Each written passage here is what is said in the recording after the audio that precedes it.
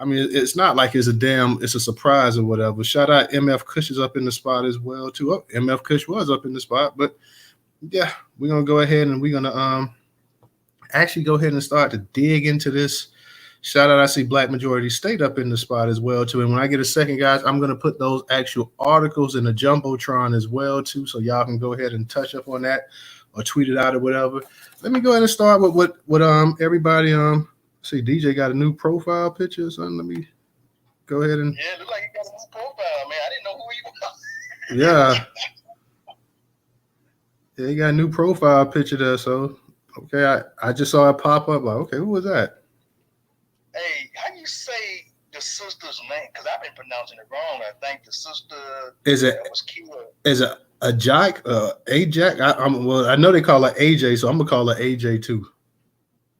Okay, well then I'm gonna just stick with AJ. Yeah. Because I wasn't sure how to pronounce it because I've been saying Ajike Owens, but I don't know if that's right or not, y'all.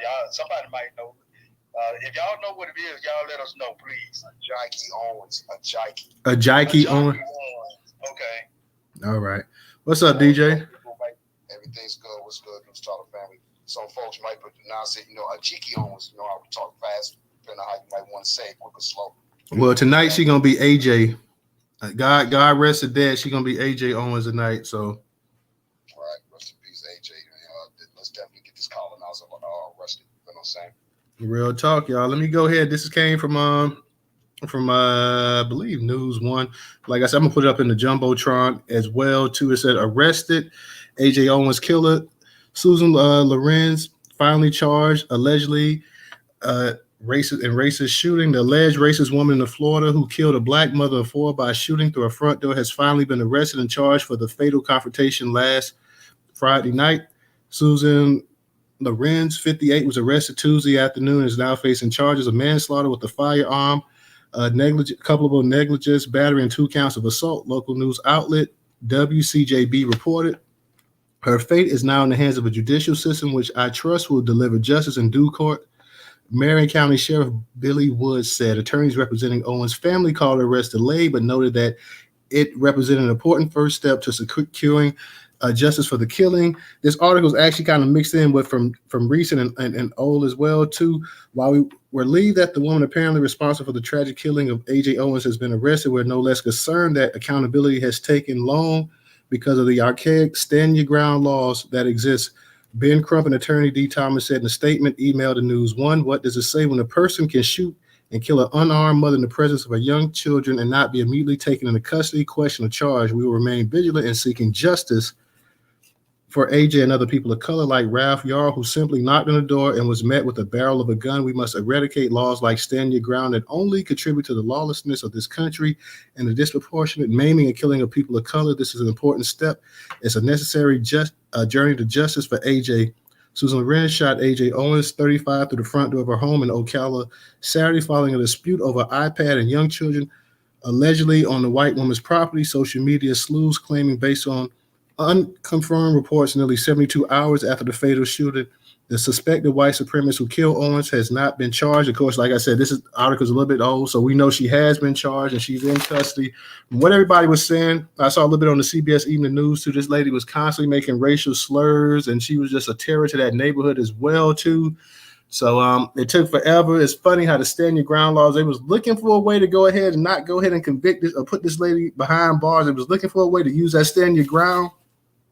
But apparently it did not work for what I find funny. And let me give a shout out real quick. Also, this is kind of off topic, but I got to give a shout out to Travis Rudolph, who was found not guilty today of murder and attempted murder. Travis Rudolph, of course, we had the space, the football player, the former Florida State Seminole, New York Giant, Miami Dolphin, Canadian football player, who had his career cut short because of a bogus charge that his ex-girlfriend put up. Well, not a charge, but he got charged for actually killing a person that was coming to actually get him. So Travis Rudolph tried to use a stand your ground when people came to his house after 12 o'clock looking to start some crap with him. And they told him straight up no. But after she kills a black woman or kills a woman, whatever you want to call her, black woman, woman of color, whatever, after she kills this woman in front of her kids, it takes days for them to actually arrest her. trying to go ahead and say, how can we use a stand your ground, because people were on her property and there was a dispute. And as always, we know a lot of times white folks are in fear of their lives, so they had no other choice but to kill somebody. So in one instance, you see, and this happened in Ocala and Palm Beach. This is probably separated by 150, 200 some odd miles.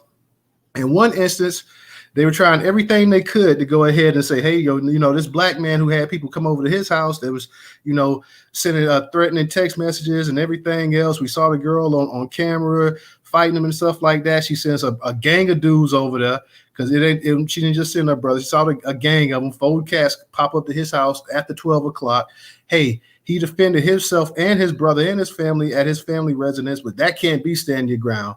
But let's find a way that we can try to weasel this law like we did with George Zimmerman to make sure this white woman here, let's find a way that we can weasel the stand your ground law. So Florida is something else. I live here in Florida. I can tell you straight up, Florida is something else. It is a redneck ass state. It's always been a redneck ass state. I don't care if you got Miami. People think that Florida is just beaches and sand and Disney World, but that's nonsense. Ocala is part of the true Florida. It's like half New York and South Florida, half redneck, half immigrant, half everything that you can think of. This state is just like one gigantic mutt, to be honest. Let me also real quick, y'all, touch up on the actual because I want to touch up on Cornel West announcing his run for president too, and then you guys be more than free to go ahead and come up here and request the microphone to speak as well. This is from Black Enterprise. It says, the People's Party, Dr. Cornel West announces his bid for president of the United States. Cornel West, M.A., Ph.D., is throwing in his bid for the Oval Office. The political activist and philosopher posted a candid video on Twitter announcing his candidacy for president of the United States on the third party, the People's Party, running for truth and justice. The tweet said, fighting to end poverty, mass incarceration, ending wars, and ecological collapse, guaranteeing housing, healthcare, educational living, wages for all. The People Party was founded by a former campaign staff member for Senator Bernie Sanders and has had active ballots in Florida, Missouri, Virginia. CBS News reports the highly educated activist is known for his left-wing approach to politics, supporting Sanders' last 2 presidential campaigns and being openly critical of former President Barack Obama. In the video, West 70 speaks about caring more about the people than votes, with clips of him as a guest on the Real Time with Bill Maher and the Joe Rogan Experience podcast. He breaks down why voters need to be involved. I came from tradition where I care more about you, West said. I care whether you have access to a job with a living wage, decent housing, women having control over their bodies, healthcare for all, de-escalating the destruction of the planet, the destruction of the American democracy. The progressive politician is a third non-Republican candidate to make a presidential announcement. In addition to President Biden eyeing to remain in office, Robert F. Kennedy Jr. has put in a Democratic bid for president in 2024. From Ohio State, Senator Nina Turner responded to the video via Twitter, expressing her support, elevating this thing, Dr. West, she tweeted. Also, real quick, let me touch up on the Tesla thing as well, too. Also, another article from Black Enterprise. Like I said, when I get a chance, I will post these videos up in the Jumbotron. Title, Tesla was hit with class action lawsuit from nearly 250 black workers. A black former Tesla employee wants to add hundreds of black workers to a lawsuit he filed against the company in 2017 for racist behavior, 240 deep to be exact. Recently, Marcus Vaughn requested a class action status for his lawsuit against Tesla. Vaughn's request is supported by 240 black workers who said they have endured racist treatment at the company, according to Fortune. A hearing is scheduled for July 14th. Vaughn and hundreds of black employees and contractors accuse the company of condoning racist behavior as part of the company's pattern and practice of race discrimination, BET reported. The suit states that black workers endured harsh treatment, including racial slurs, racist graffiti, unequal pay, and blocked career advancement. He referred to the environment as a hotbed for racist behavior. Black Enterprise previously reported that the former black human resource manager, Karen Draper, sued Tesla, claiming she was fired after she refused to illegally terminate another worker allegedly targeted by a white manager. In a prior instance, Tesla was ordered to pay $3.2 million to Owen Diaz in April 2023, according to The Guardian. Diaz said he experienced racial harassment and was awarded the sum for emotional damages and punitive damages. Diaz claimed in his suit that swastikas and Derogatory drawings of black children were visible in the work areas. The Department of Fair Employment and Housing in California determined several accusations of racist treatment to be true after investigating the company for 3 years. The department sued Tesla in 2022. In 2022, Raina Pierce sued Tesla for disregarding her concerns about rampant racism at the Fremont plant. Pierce stated that Latino and white coworkers casually use N-words. She also claimed in her racial discrimination lawsuit that a manager would greet employees by saying, "Welcome to the slave house." Black Enterprise reported in April 2022 a number of black employees were allegedly moved to the back of the plant when Tesla CEO Elon Musk would visit. So that's what we got today on the agenda, everybody. Like I said, we're speaking about Ajike Owens. We're speaking about this Tesla thing. We want to hear everybody's opinion about, of course, Cornel West. Do you believe that, is Cornel West sincere in his efforts of trying to become the next president of the United States? Realistically, how many people even give him a realistic chance? So yeah, that's where we're at today. Shout out to everybody that was in the space last night. It was another good space. We appreciate it. Shout out to everybody that's coming up in the space as well too. I see that Negro. I see you down at the bottom as well too. Shantae and a number of our other people as well too. Professor, you got something you want to add real quick? We go ahead and get this thing rolling. Don't be afraid to come up and speak. And like I said, this woman this situation that happened in Florida with Ajike Owens, and I know I saw a number of people earlier. There was spaces and stuff I believe going on. I saw a lot of comments. People were saying that she wasn't a Black American, and this and that.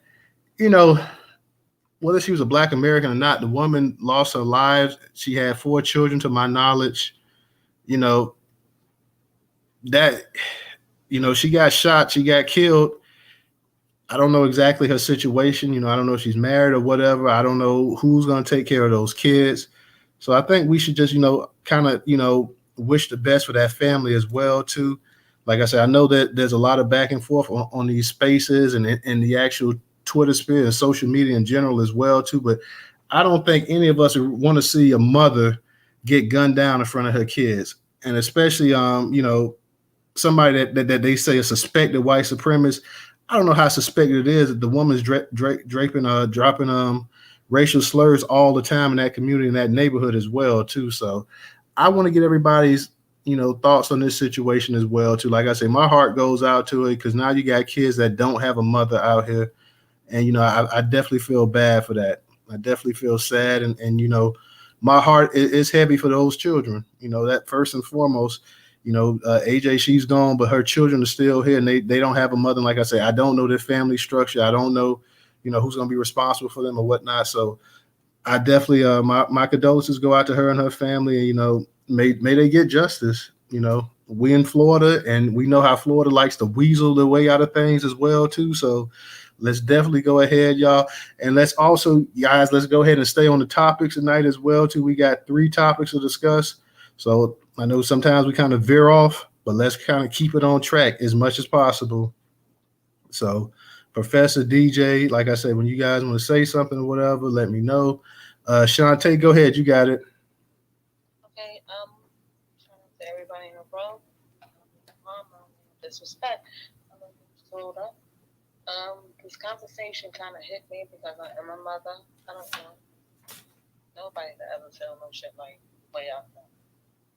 Things that her children are going through right now, I can kind of understand. It's going to take some time to get over that. Is it our fight at this moment? Me? Y'all going to be mad at me for saying this? I want everybody else to put in a step forward instead of kind of, I wouldn't say behind us, because I'm quite sure that they don't, but we're the first ones to jump on the situation. Like, no, this shit not right. We don't. I want to see somebody else stand up for this at this moment. Then maybe we'll come behind y'all, support y'all. Oof. That took a lot for me today. Shantae, you kind of low. Can you speak up a little bit louder? Yeah, I'm sensitive right now. That's a sensitive topic for me. Yeah, no, I would never want no woman or no children to feel what's going on with that young lady. But the only thing I was saying was that I need her community to step up a little bit, because we the first people to always kick in and always try to protect everybody. But at this moment, like, we gotta kind of stand up for ourselves. If I could, I would do anything. I would never want nobody to go through no shit like that, because I just went through something like that last year. I'm gonna get off that topic. I want her people, her family, and her friends, and everybody else to stand up for that at this moment. And then if we can help, then I wouldn't mind. But I need them to talk up first. I don't want to be the first person to jump out and just be like, "Oh, this not yeah." I'm on that right now. I want to make sure my family and I want to make sure we okay first. Then, so y'all gonna be mad at me for saying that, but it's okay. It's okay. Now, when Cornel West, I don't even mind him even coming out, even saying nothing right now, because maybe he need to do say something, especially with my grandmother and my aunts and them up in the church. And he probably gonna wake them up, bring like an eye opener for them to let them know we could do this shit again. Because if it was just up to the DeSantis or the Republican and the Democratic Party, it'll probably be more of they'll fall for the old trick bag. So if they see somebody that look like them, talk like them, or feel like them, he's waking that up. And he's going independent too, that's waking them up again. Because my family is some old little Negro people, whereas though they just go to one side to one side. So I'm happy that Cornel was kind of putting himself out there. I wouldn't say sacrifice, but waking some old school shit up. So I appreciate him even doing that. Even though he know he's not going to win, but look, he's gravitating to the old school base. Like, wake y'all ass the fuck up. So they going to pay attention to him. Yeah, that's all I got to say. All right, thank you, Shantae. And I get what you were saying. Like, and nobody's upset with how you say you feel about it, because we understand exactly what you're saying. You want her people as well to go ahead and be to talk about it and put it out there as well, to not just Black Americans to go ahead and lead the way. So I understand what you're saying. I definitely feel you on that. I just, like I say, personally, my heart goes out to her family. Like I said, she's got kids and stuff like that, and from what I'm understanding as well too. I don't know if any of them actually witnessed her actually being killed in front of them as well too. So even if you didn't witness it, the fact of the matter that, hey, you were in close proximity and your mother got killed, and I could just imagine the actual scene, how chaotic that had to be. Ambulance, cops, and everybody coming across and coming out there to see, and just I can imagine how they had to really upset those children. So I understand exactly what you're saying, and nobody's gonna be upset or whatever. The parent is hard. Shit, we just lost my daughter's father last year. He got shot in the damn head. Use my language. Yeah, we tried to hold on to him as long as we could, and we never thought that he can go as far as he would. He passed away 3 weeks right before our grandchild was about to be born. It's like he couldn't hold on no more. And then we had a blessing to come up out of it. So no one wants to see, we still going through. We wish that he could still be here, because we knew the type of person that he is, that he was. He would have did anything and everything for our grandchild. But he not here. I don't know. Only thing I can say is I don't wish that shit on nobody. Because you're going to always go through it, and you're going to always remember that person's spirit. That motherfucker touch you, especially that mother. I'm quite sure she raised her children and didn't know that her life was going to be taken instantly like that. I understand all of that. And it's hard to get over. But, like, sometimes some things ain't our fight. Sometimes you just got to let it go. Sometimes you can't fight for everything. And I ain't getting emotional. And I'm just telling y'all, I want to see somebody else take the baton at this moment.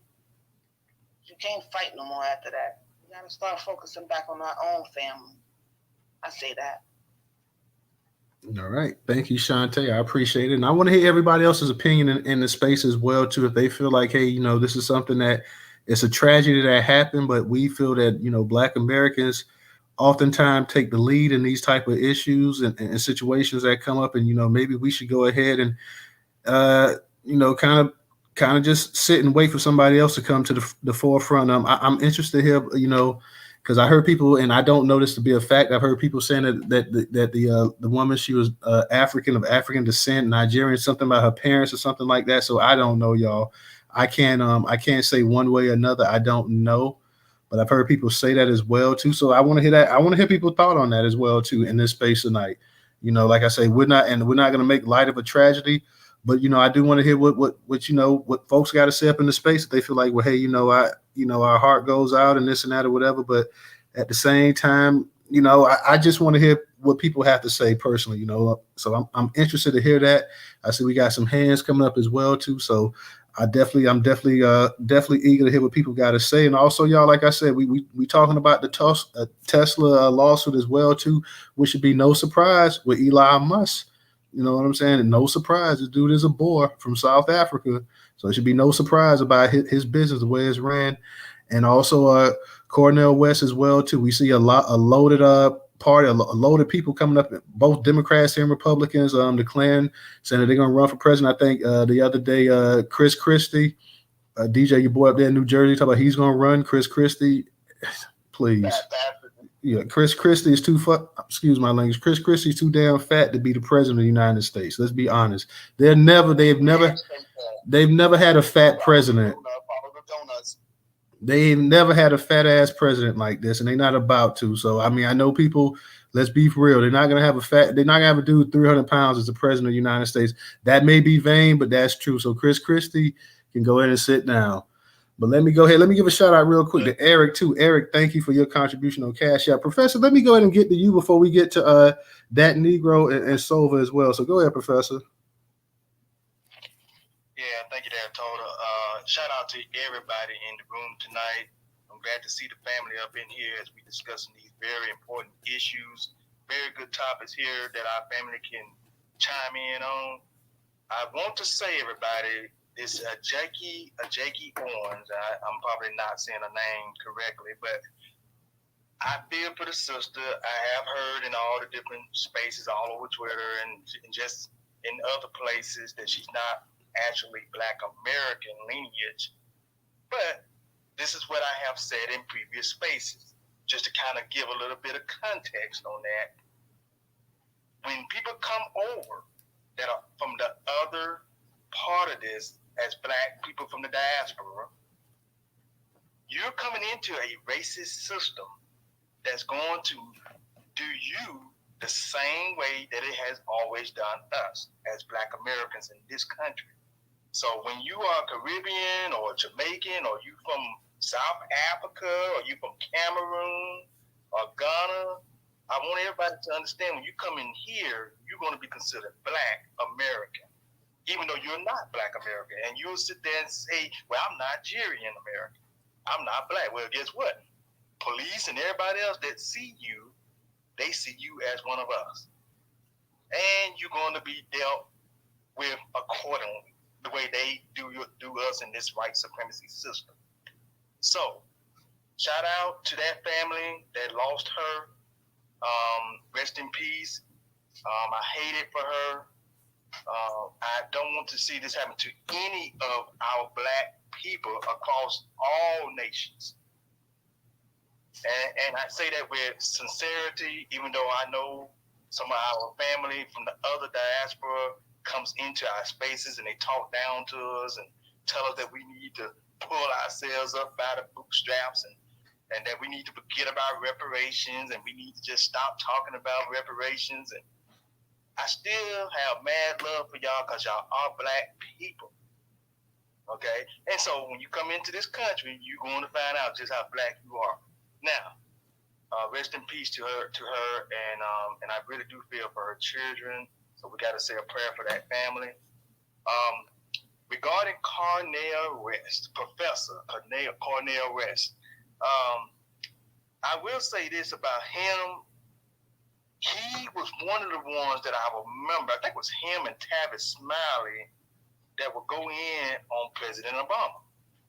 Now, that's one thing I liked about those guys. They stayed on President Obama because President Obama was cooning. We just going to keep it like it is. Keep it real, everybody. President Obama was not doing what he was supposed to be doing to help our people since he was the so-called first black African-American president. Cornel, West, and Tavis Smiley stayed on his tail. And so I have to give a little shout out to him for that. But here's the other side to this, family. How do y'all feel about Cornel West speaking for Black Americans, and he has a white woman that he's married to? Now, I want to hear what y'all have to say on that. So I'm putting another spin to this topic, right? Because his name is up there, but I'm putting another spin to that topic, to that name. So I want to hear what all y'all have to say about that. Elon. What I'm going to say about Elon is look at what we see right now with this shitter, because it's no longer called Twitter, it's called shitter. I renamed this back here a few weeks ago, y'all. I call it the shitter, because that's exactly where it has gone to. So basically what we see going on with Tesla is what we see on this damn app, excuse my French, where this app has gone to complete shitter. And so this is what you're going to get from Elon. He hasn't changed. He's from South Africa. He was raised up as a golden boy.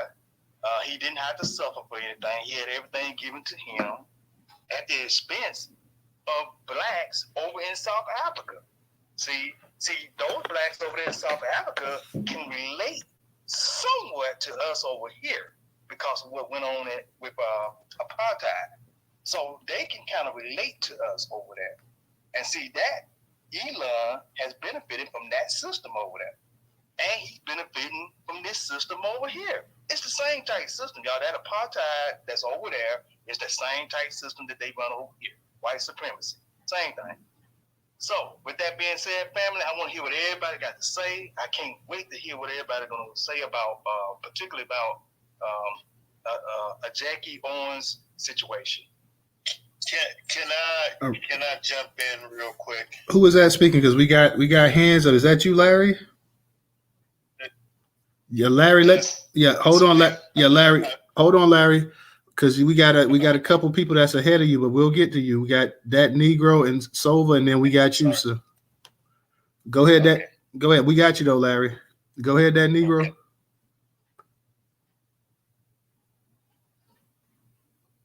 That Negro, you there? Okay, let's try it again. Hey, that Negro, are you there? Yeah, my bad. Couldn't find the mute button. All right. Here we go. So, peace, power, and Negro reparations to the world. Salute to the hosts and co-hosts. Appreciate y'all. The Ajike Owens, man, horrible. Super sad situation. Don't know a lot about it. Hopefully I can hear from a lot of us tonight and get some feelings and thoughts, learn a little bit more. Tesla, not too informed about that as well. What I came up here and definitely wanted to give my perspective on was Cornel West. So, People's Party. I was a part of that. I was actually the state vice chair of Washington State for the People's Party. I worked with an inside group within that, and that is the party that Cornel West is running for. I worked on a side group within the People's Party. It was called the Black Voters Circle. There was about 30 of us in there, super amazing Negroes. I'm talking about amazing people across the board. We started talking about real Negro issues. As soon as we brought that up, they were talking about we can't support reparations. It's not good for the outlook. The country doesn't want it. So as far as we go, we all kind of bailed out. petitioned them and went through all that. The leadership is exactly the same. I know there were allegations as far as sexual misconduct and some other things with the Nick Brana, which is the head. Him and his dad are the heads of that organization. A couple other foul characters, but the point is they are anti-black, and I watched it. So I did some stuff. I'm sure a couple of you guys are privy to Tim Black, hosts the talk show and all that stuff. They did him dirty as well. They are literally anti-Negro. So for Cornel West to jump on, I've always looked up to him. Ever since he ran, I've been doing some research. He has definitely pulled a couple moves that look down upon our people or were negative moves for our people. So, I can't speak too much on Cornel West. I know he spoke as the guest presenter for the People's Party. That was part of the reason why I joined originally, hearing good things about him. But anyone that is okay with the leadership I watched and the straight degradation of our people in that spot and not letting us have a voice at all, bad enough to where we all quit because they weren't representing the Negroes. So I don't know. Please do go whichever way you'd like, but please look into it and really do your due diligence. So I'll yield right there. All right. Thank you, that Negro. Sova, go ahead and unmute your mic. Okay, thanks, Tara. I just wanted to say that as far as with the, say her name, Ajike Owens situation, I think it's a good and a bad thing. Definitely a bad thing because the lady lost her life. You know what I'm saying? That's not good for her children or her family or for the community as a whole. You know what I'm saying? But at the same time, I also think it is a teaching moment too for a lot of African immigrants that come over here with the sentiments of they're different or somehow they think they're going to be treated different if they align themselves with the Caucasian community, the white community, or just undermine our community or play our community off as it's not a factor when it comes to them because there's something different. And I think it's just a wake-up call for them to be able to understand what we've been trying to get them to understand for the longest. You know what I'm saying? That as long as they're in this country, they're going to feel the heat that we've been feeling from day one. And they're just going to have to adjust to the temperature, you know what I'm saying? Or just keep taking losses like this, unfortunately. This is not going to be the last time that something like this has happened because the threat of violence from angry white people has always been here towards melanated people. So, yeah, you're definitely going to feel it. But I do think it's an opportunity for us to bring up that point to them and see how they react to it. Will they care about it? Do they give a damn? I know it's a lot of tribalism that goes on over in Africa amongst different countries. So, some of them that are here might not even give a damn about it. We might care about that lady being killed more than some African immigrants. They might not even give a shit. Excuse my language, but that's how I feel about it. It could be a positive thing and a teaching moment. But on the topic of Cornel West, I listened to a lot of dudes' rhetoric back in the day. I kind of fell off of him once Tavis Smiley was not on PBS. That's where I would usually see him alongside Tavis Smiley. I know he brought him on his show a couple times. And the last time I saw him, I believe, it was when one of those caucus conventions was on and Farrakhan was on. But I just want to say that he makes some good points, but after I know he started that Rainbow Coalition organization, which is like a lift all, and we already know how that goes. That means our community, the Black American community, is going to be pushed towards the back. So I don't respect that. I think we all kind of got to wait and see what he's going to come out with. What's his talking points going to be? And once we hear him talk and see what he's going to be on, like I heard the little speech that he got on his commercial that he got running right now. But until we really hear him speak and debate against some people about our issues and the issues that's going on, we just got to sit back and wait. All right, appreciate that, Silva. Let me go ahead, Larry. Let me go ahead and get to you, Larry.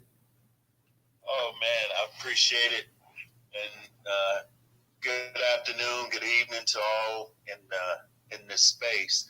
Look, let's go over the sister that lost her life, and I concur with everyone else. You know, it's a sad thing, but the brother that just spoke, I think it is a wake up call.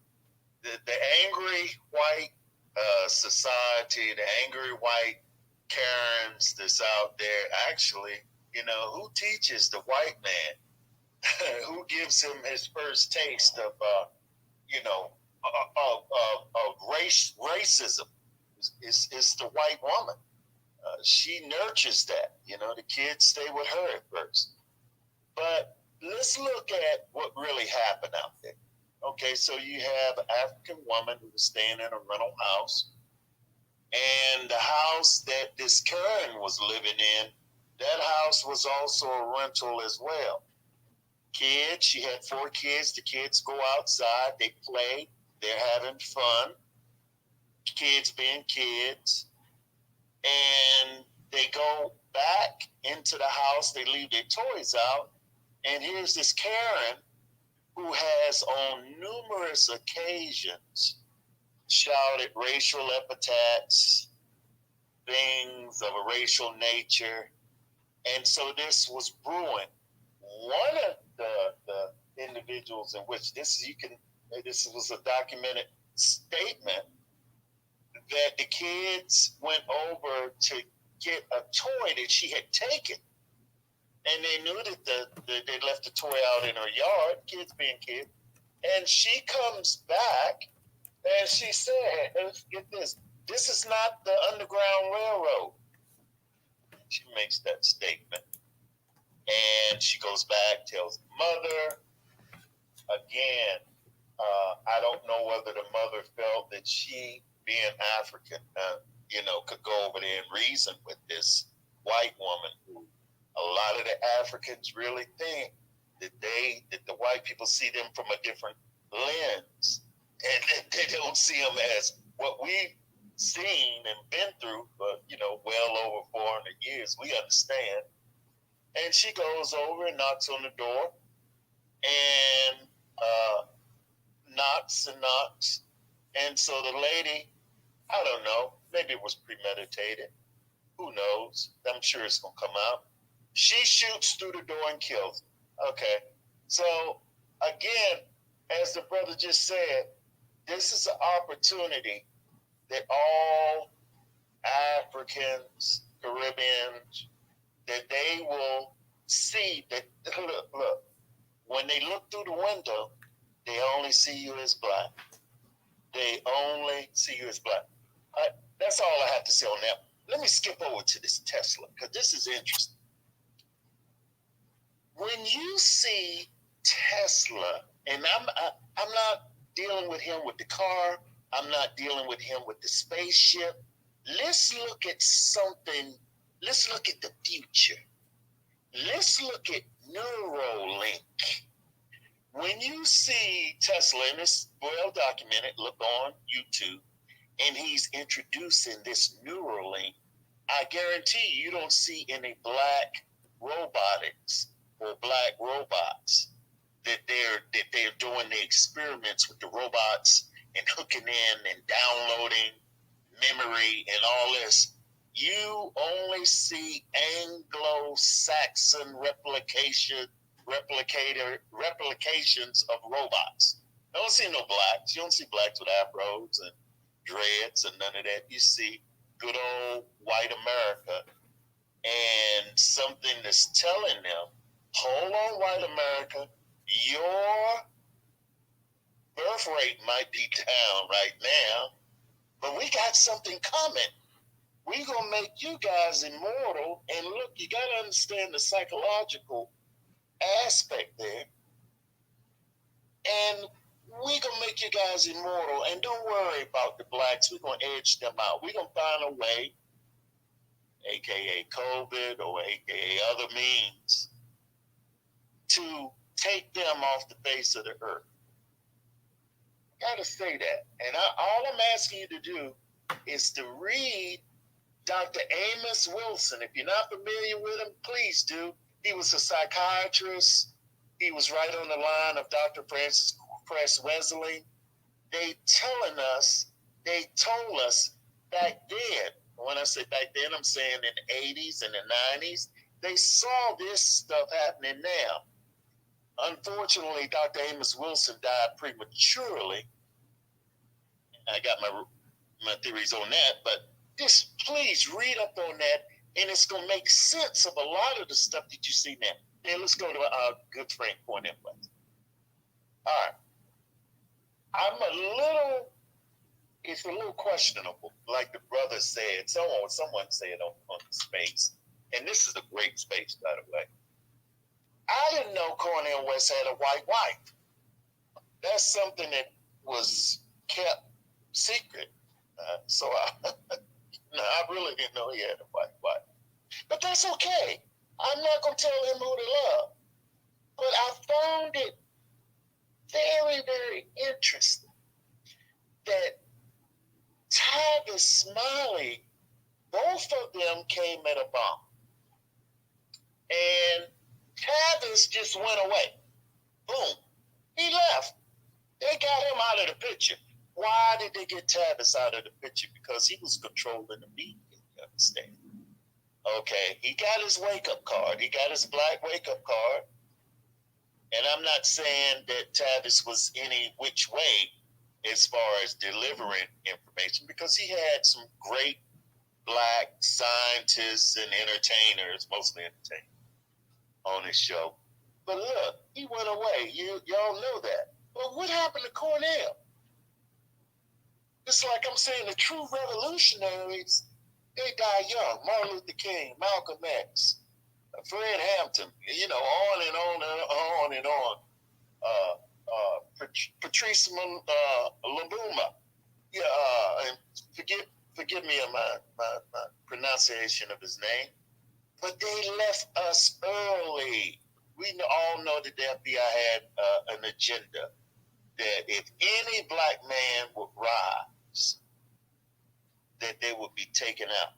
So now here comes Cornel West with his grasp upon the English language, and I'm not saying anything wrong with that. But put yourself. Wait a minute. Let's talk about HBCUs. Cornel, you've been at Yale. You've done just about everything you could do at Yale or the Ivy Leagues. Hey, okay, so let's say you don't want to go to Elizabeth City University or Johnson C. Smith or Arkansas Pine Bluff or the smaller HBCUs. Well, there's Howard, there's Florida A&M, there's North Carolina A&T. Okay, I'm sure they will love you and they will show much love to you if you went to those schools. Now, I'm not going to get deep on that, but all I'm just saying is think about it, y'all. I want you to go and look at the people that are contributing to Cornel West's, to his campaign and to him running. He say, follow the money. You understand? Follow the money. That brother, that Negro,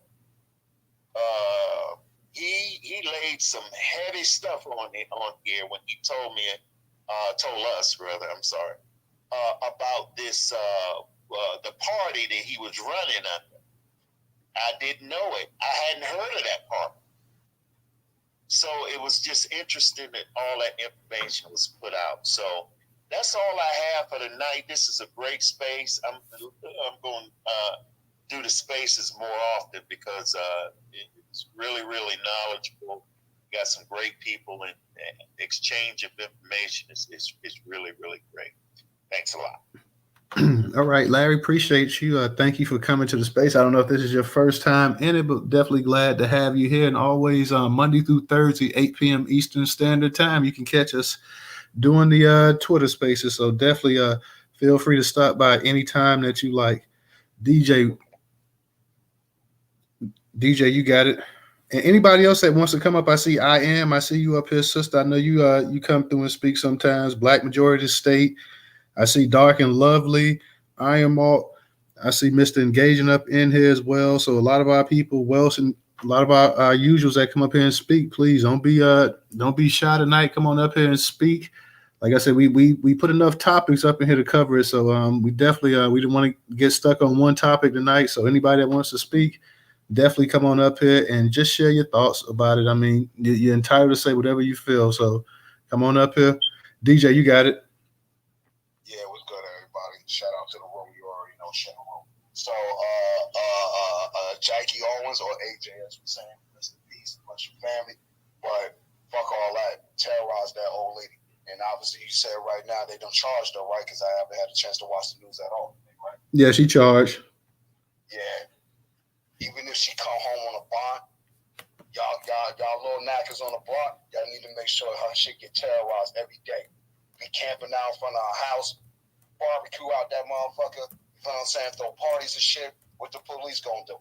You know what I'm saying? Not a damn thing. We need to make this woman, aka Carolyn Bryant 2.0, life of living hell. I don't give a fuck if AJ wasn't a nigga or not. That shit wouldn't happen. You know what I'm saying? Let's remember the language. Excuse my French, but you already know, like Shante said, nigga pissed off. Be real. See, look, I just did it again. See, you know what I'm saying? It ain't even by accident. You're just mad. You know what I'm saying? So at the end of the day, you know, what is it we gonna do about it as a people? But I understand with Sister Shante too. Hey, let somebody else jump out there first. But ain't nobody gonna jump out there for the sister except for us. So it's like we might as well just go on to, continue to chew our bubble gum and keep it moving. We can walk and chew gum at the same time. You know what I mean? So at the end of the day, obviously this lady's been charged. That they ain't gonna bring this woman back. You know, who gonna take care of kids? Those are solutions and the issues moving forward. So, hopefully she get life in prison. It's gonna be real interesting to look at moving forward. And that's funny you brought up Ralph Y'all. That's another thing that happened. A lot of our black delivery drivers, you know what I'm saying, Amazon, Instacart, whatever it is you do, they go through the same stuff. Well, you're dropping food off or whatever at somebody's house, and they just pull a strap out on them. Not completely forgetting that they even order food. You know what I'm saying? I even had some issues myself dealing with some of these people. That's why I don't do none of this gig work no more. It ain't worth your time. You might as well go back to work. At least this way you'll definitely get benefits and a guaranteed check. You see what I'm saying? So Tesla, you already know Elon a Crackernacker. We over here on this Crackernacker site. Shout out to social, soxcial.com, soxcial.com. Follow Newstoter over there on social. Follow Black Majority State over there on social. Follow Mouthy Megan on social. Follow the Only Male Cruise on social. Yeah, you understand what I'm saying. We got to get off these WPIs, white public institutions. They don't care about us when we over here talking our blackness. So it's time for us to motivate and move. We already done laid down the groundwork for y'all. Social, soxcial.com.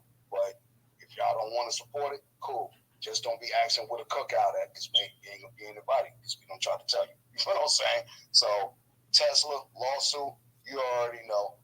I forgot the one brother name that sued Tesla. I think you mentioned him for and the judge awarded him like $500 million, yo. But they arbitrated and appealed it, and another judge knocked it down to $20 million. See how they do our people? They wouldn't have did that if it was some white person doing them. You know what I'm saying? For the exact same crap. They wouldn't have did that. So don't buy a Tesla. It's really a piece of crap if you really look at it. The Tesla is a piece of crap. You know what I'm saying? Look at it on folks in Texas that caught that snowstorm. What was that, 2 or 3 years ago now? And some of the people that died out there, they was in Teslas. Or some of the people that had to abandon their cars, those were Teslas. See what I'm saying? How you gonna heat yourself up if you ain't got no juice in your barrel? While this gas guzzling V8 Hemi, you know what I'm saying? This Vortec Yukon, you know what I'm saying? Word up, this V8 Caprice still got heat in it because I got gas, petrol. You know what I'm saying? So we shouldn't be buying anything from Tesla. She don't care about no SpaceX. I understand about the Neuralink stuff. I do follow that. But hey, why we ain't inventing our own Neuralink? Why we ain't inventing our own VR? Why we worried about what Elon doing and waiting for him to be the first to do it so he can say he the first? Nah, we say we the first. You know what I'm saying? They put that stigma and label on us, the first. You know what I'm saying? See that? But even though they say they the first, we really the first because look at all the patents we own in this country as Black Negroes. See that? So you ain't got to buy nothing from Tesla. You ain't got to buy nothing from Elon. For all y'all that's buying that $8 blue check, shame on y'all. You know what I'm saying? Shame on y'all. Donate that $8 to Newstoter every month. You feel what I'm saying? And come up to social for free. That way you can monetize your own stuff without even having to pay for it. There you go. Cornel West, I don't know what to say about that. I'm not voting for getting that gas knackered.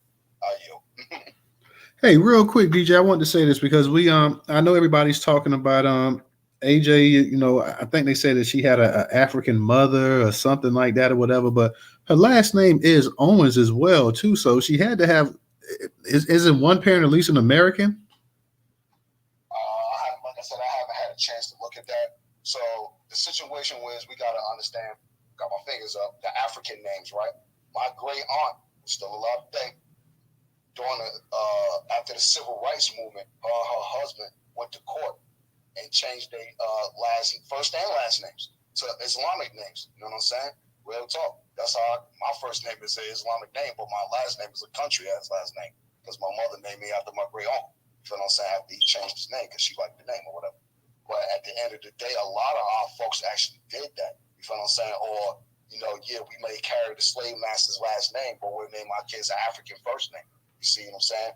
So at this point, you know, it really don't matter because we at war, y'all. I'll always be telling y'all that. And the professor hit it right on the nail. All y'all, you know, diaspora folks that's coming here to the West, regardless of where you're coming from, you don't have to identify as Black because we already know y'all don't do that. But you better understand what it means to have the color skin that you have here in this country. Go ahead. Okay, yeah, because I just found that, you know, I found that interesting as well too. I know people were talking about one of her parents, you know, being Nigerian or something like that, but at the same time, I'm like, well, if the other parent, because she has a last name Owens, which you know is a fairly common name in America. I would guess is English, Irish, or whatever descent it is or whatever. But so I just found that, you know, somewhat fascinating. That's not to say, you know, like you say, somebody couldn't have changed their name or whatever, but I'm wondering that if one parent is a Black American and she was born here in the United States, and that's not to say whether she was or she wasn't, because still to me this is a tragedy, and like I say, my heart still goes out to her family, and I want to see justice as well too. That one thing you were saying that you hope she get life, they're not going to put this old biddy away for life here in Florida. I'd be shocked if they put this old biddy away for life. I would be speechless. So I would definitely have, like I said, they was already trying to find a way to trying to drum up the stand your ground BS with her as well too. So I would be totally shocked if she went ahead and she got life. And what's the charge too? Because did she get charged with murder? Did she get charged with manslaughter? Like I did. I think they tried to charge her with manslaughter. I think I did hit that. Yeah. But at the end of the day, this is why little homies on the block. Y'all gotta go make her life a living hell. It's Karen O'Brien Dunham 2.0. You feel what I'm saying? That's the way you gotta look at this shit. Stop looking for moving forward. You know what I mean? Yeah, like I say, I want them to hit this old biddy with the damn book here because that's what she deserved or whatever. So yeah, I definitely want to see the young woman's family get justice and everything else as well too. Let me go ahead. Right, so, no, I was just going to answer your question on the about the last name still too or whatever the case be. So like I said, I was in the barbershop the other day getting my haircut with the fresh. You know what I mean?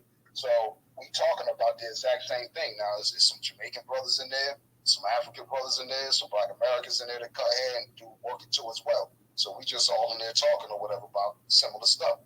So, you know, you got a lot of the diaspora who are talking about they want reparations too here in America for whatever it was that happened to you. You were sold, or, you know, you might identify as Black, but no, it's too late for that. You got to go back to your country of origin, your surname country, or what you are, where your parents came from, and ask for reparations from there. Because if you don't identify or have been identifying as a Negro on paper, this is why California is setting the precedence of this 10-year history, back paperwork, you identify Black African American.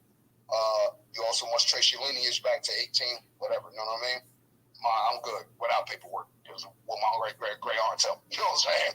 But we all need to go get our paperwork so that way when the checks do rolling in, you ain't got to wait in line or wait weeks to have your stuff verified. Do it now while we talking about it. See what I'm saying?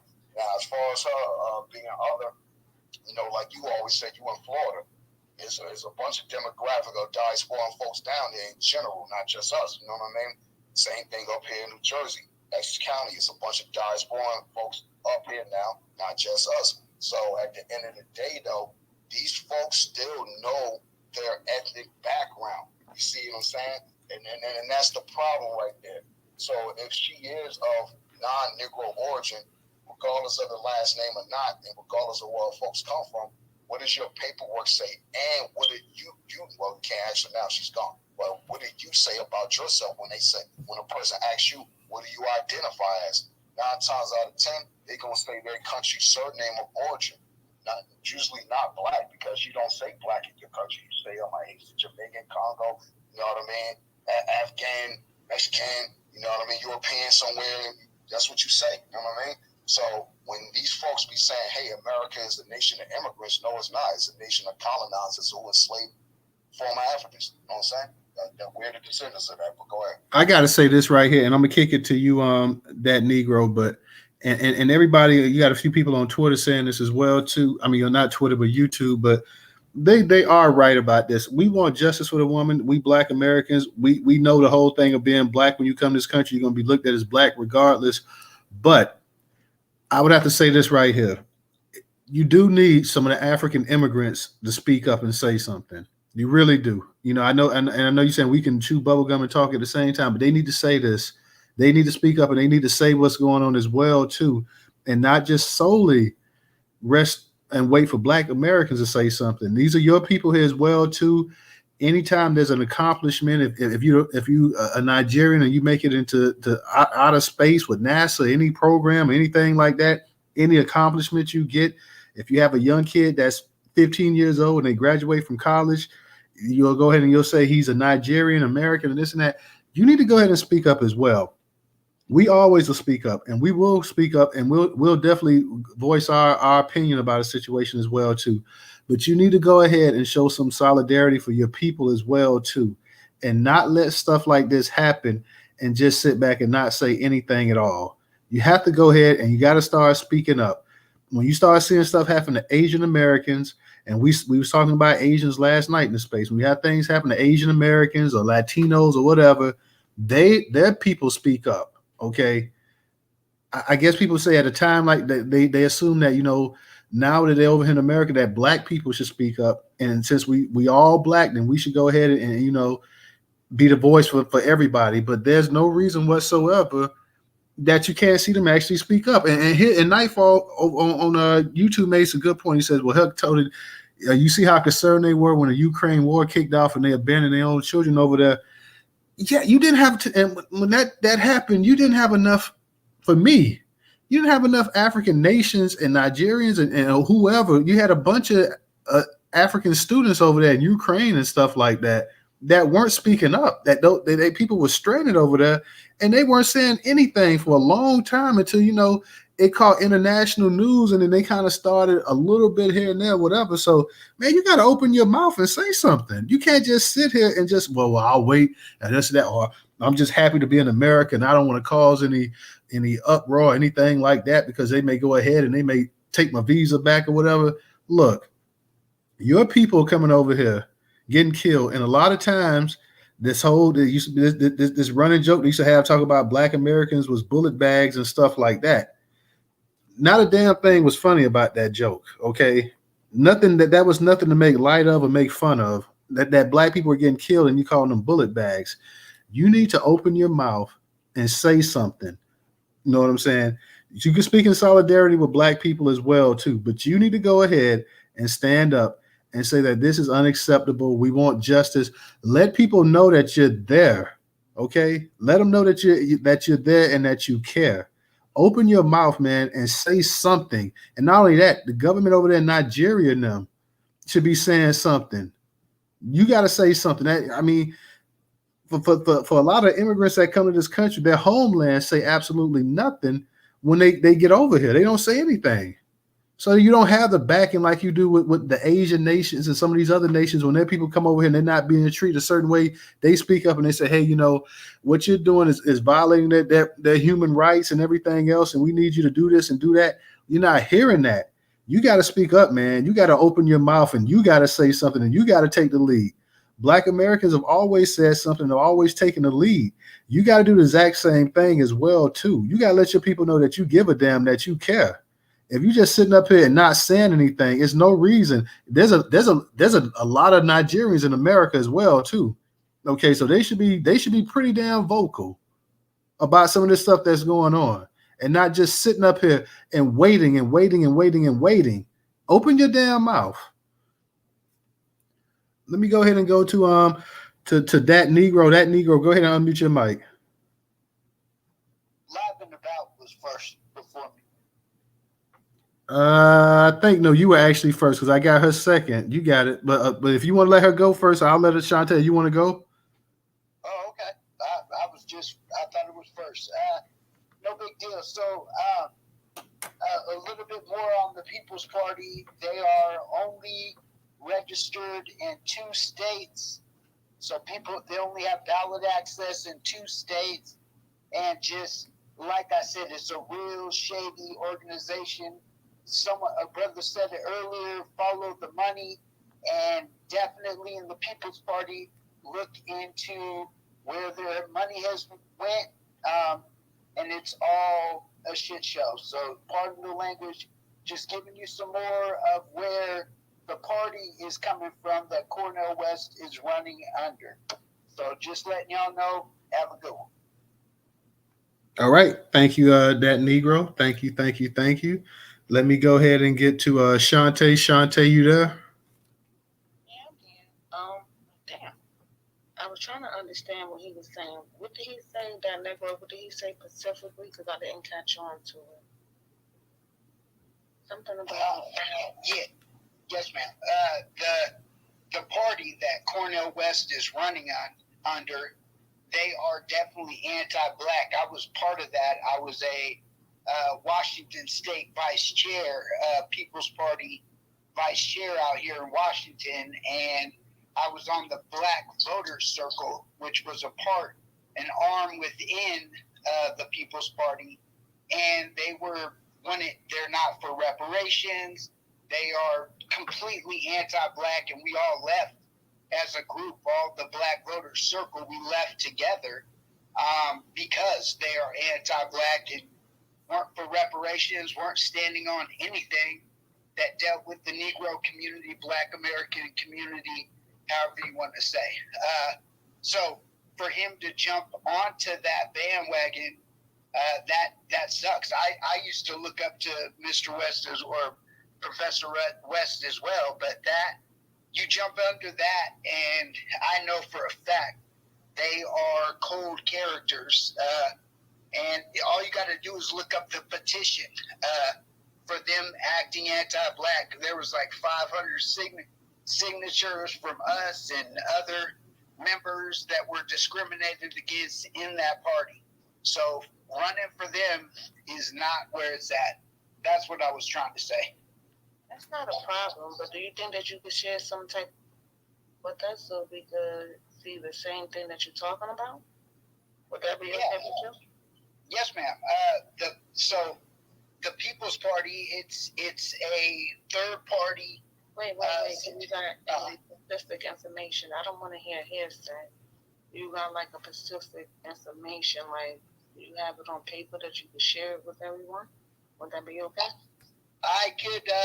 What do you mean? The petition, or what do you mean? Like whatever you need to know, and any information that you think that we should know, and you put it out there for us. Yep. And this is the party that he is running under. So the third party that he's running under. I'm not good with the jumbotron, but I'll put all the information down there in the comments or the chat box. Yep. Thank you. No problem. Yes, ma'am. I was about to head on to something that I think that Newstoter You already hit on it. But Newstoter don't be mad at me because I love you. Never even met you a day in my life. And I'm not a Pan African. My family never was. But when I hear this talk, when people say that we used to be Pan Africanists, my family fought against that.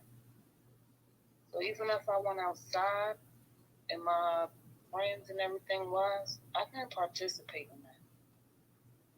Only for the simple fact is we got a lot of pushback. I don't know why people always forget when Caribbeans came over, Caribbeans, whatever you want to call it. The Italians, the Irish, the Germans, whatever you want to call everybody, the Indians, whatever you want to call everybody. My family always told us to get your ass in the town. Street light came on. Everybody not your damn friend. You always got to come back home at the end of the night. That's what I was taught. And that's what I teach my children. All this free love shit, I wasn't taught that. So when I hear this from everybody else, it make me feel like, what the fuck is y'all talking? Y'all got that information, and my family missed me with that information. Thank God they did. I've been around people that came from different places that always put us down, talk shit about us, rank us up out our own neighborhoods, especially the Italians. If you came from South on Javelin, New Jersey, North, the Italians had that shit. They used to chase you the fuck up out of there. Where the fuck is all this love coming from? Like, it's funny to me. Yeah, we used to get harassed by every fucking group. And now everybody talking about something, yeah, I love such and such. Like, what are you talking about? Only thing I know is I think I was kind of mad at the Freedmans just a little bit. Because everybody else tried to attach themselves to y'all. Even if they came from somebody else, they tried to attach. Now, I think the Freedmans, they got their damn name well deserved. Don't let nobody attach yourself to them, to y'all. Y'all got streets named after y'all. Y'all got boroughs named after y'all. Y'all got so much shit named after y'all. Black Americans, we got so much shit named after. Everybody wants to attach themselves to who we are. I don't know why in the world. Try not to curse too much, Shantae. I'm trying not to. I was cussing. Yeah, a few times, but go ahead, you got it. Try not to. I think that we accomplished so much that we really don't need no one. Everybody else is trying to gravitate to everything that we do. Even if this June 19th thing just came up, 2 years ago? Even though it's been in Texas forever, and we just got it to like a national holiday, you start to see flyers coming out. Oh, we're going to go to June 19th, and we're going to boom. That's not what we did. Stop allowing everybody to gravitate to everything we did. I think that's the only problem that I have. We got this little soft spot for everybody. Oh, well, they went through the same struggle that we did, so we got to help them too. No. The boat stopped. The boat didn't stop. I don't know why y'all still even carrying on. No. Me and DJ, we live in New Jersey, the same county.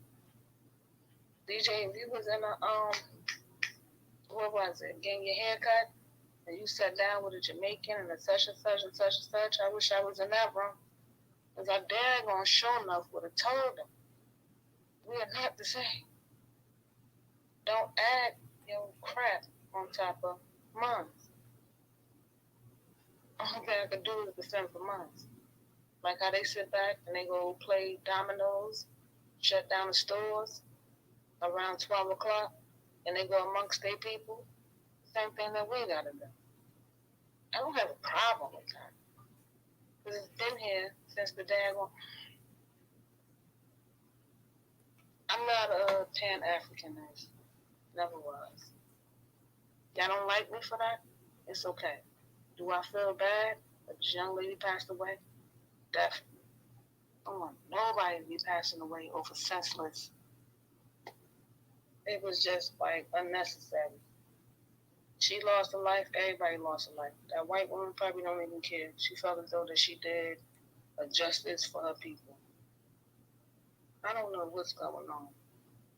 But like y'all said, some people from different places gotta stand up for yourself. I'm not about to be sitting up here going out, marching out. I'm gonna do the wallow and the next person, the next person. No. Only got time and space for my own people. That's it. It stops. The boat been stopped. Matter of fact, you know how long the boat been stopped? They stopped the boat so long they've been coming over here on airplanes. All right, Shantae. Oh, go ahead and Shantae and give it and land in about 40 seconds. We're gonna so we can get to the next speakers. Y'all can move on. I'm just letting y'all know, like, my family never been a Pan-Africanist. Don't be sitting up here spreading that rumor to the whole daggone country and to the world that we all been Pan-Africanists. Maybe your family was, but my family wasn't. My family had different tragedies. Back in the 60s. Shantae, who was saying that everybody was Pan Africans? I don't know. When everybody just sit around talking about something, yeah, I think it was yesterday. I was in somebody's space. I think Hard Black Truth, and a young man named Reese or something to the name of Reese. He was like, "Yeah, our grandmothers and grandfathers, they never taught us that." And I'm looking like, "Well, who the hell raised them?" So I keep hearing that scenario over and over again. I'm like, I don't know these damn people. That's when I'm hitting on. It's like I keep hearing it for the whole week, for the last 2 months, 3 months, and I keep hearing that, and I'm looking like, that ain't my family. Because my family told us, when they came up over here in the 60s, they was taking their little, they went to school with them over here at St. Barnabas, they gutted out the, My bad, Shantae, but go ahead and wrap it up in 40 seconds. The same thing that's going on right now in New Jersey, New York. You got these new flux of immigrants coming over and they putting them into hotel rooms. It's the same thing that happened back in the 60s. It's the same thing happened all over again. That's what I'm saying. All right. Thank you, Shantae. Guys, up in the Jumbotron on the fourth on the left-hand side, we have the YouTube channel up in the Jumbotron. For those that have not subscribed, please go ahead and subscribe to the YouTube channel. Let's see if we can get a few subscriptions in here tonight while everybody's up in the space. If you have already subscribed, go up there in the Jumbotron and just retweet it out. For those that haven't, while the space is going on, you can go ahead and subscribe while the actual space is going on. Also, for those that can support us on Cash App, $Newstoter, $Newstoter. Newstoter is the largest Black-owned, Black American news media curation platform today in America. Once again, Newstoter is the largest Black-owned news media curation platform today in America. That's $Newstoter, $Newstoter. Let's see if we can get at least a couple people to donate at least $1 or $2 to the program tonight. It'd be greatly appreciated for those that can afford to. If you can't, no problem. Just go ahead and retweet the space out. Make sure that you're following us on Twitter and make sure that you're following us on YouTube as well too. So for those that can, it's greatly appreciated. For those that can't, we understand. Also up in the Jumbotron is a Venmo and PayPal up in there as well too, in case you don't have a Cash App. For those that's on YouTube, we have the Cash App, Venmo, and PayPal up in the description. Let me go ahead and go to Secret Sister. Secret Sister, how you doing tonight? Oh, you remember me. Hi, how are you doing? We're doing good. Long time no hear, huh? I hear what our sister Lev was saying, and I hear what you were saying. Could you tell me how old are you, if you don't mind me asking? Lev, the young lady that Shantae, you still there? 43. Why you at? Because I was just asking because when you were saying about the Pan-African, now at 71 years old,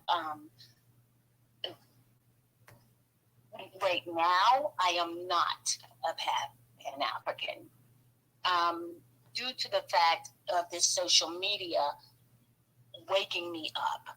But prior to this, I fought hard, but it was a reason we fought for them to come here. But when you come here and fall under the white agenda, that's when it started to break up. So no, I at this time am not Pan-African. My children aren't, and I don't think anyone probably is at this point. But I do believe we all at some point in our life looked at any Black person as a fellow brother. And if they were in trouble, if they wouldn't allow a bunch of white people to just jump on a Black person, it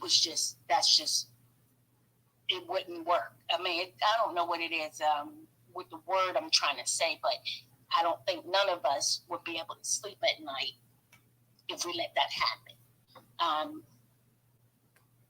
When they come over here, I do understand that. Now, how do you say her name? Ajike Owens? I think is you can, or you could just call her AJ Secret Sister. And yeah, you can go ahead and put your fly in the jumbotron as well too. Oh, okay. Thank you. And the Miss Owens, I'll just say that, the AO.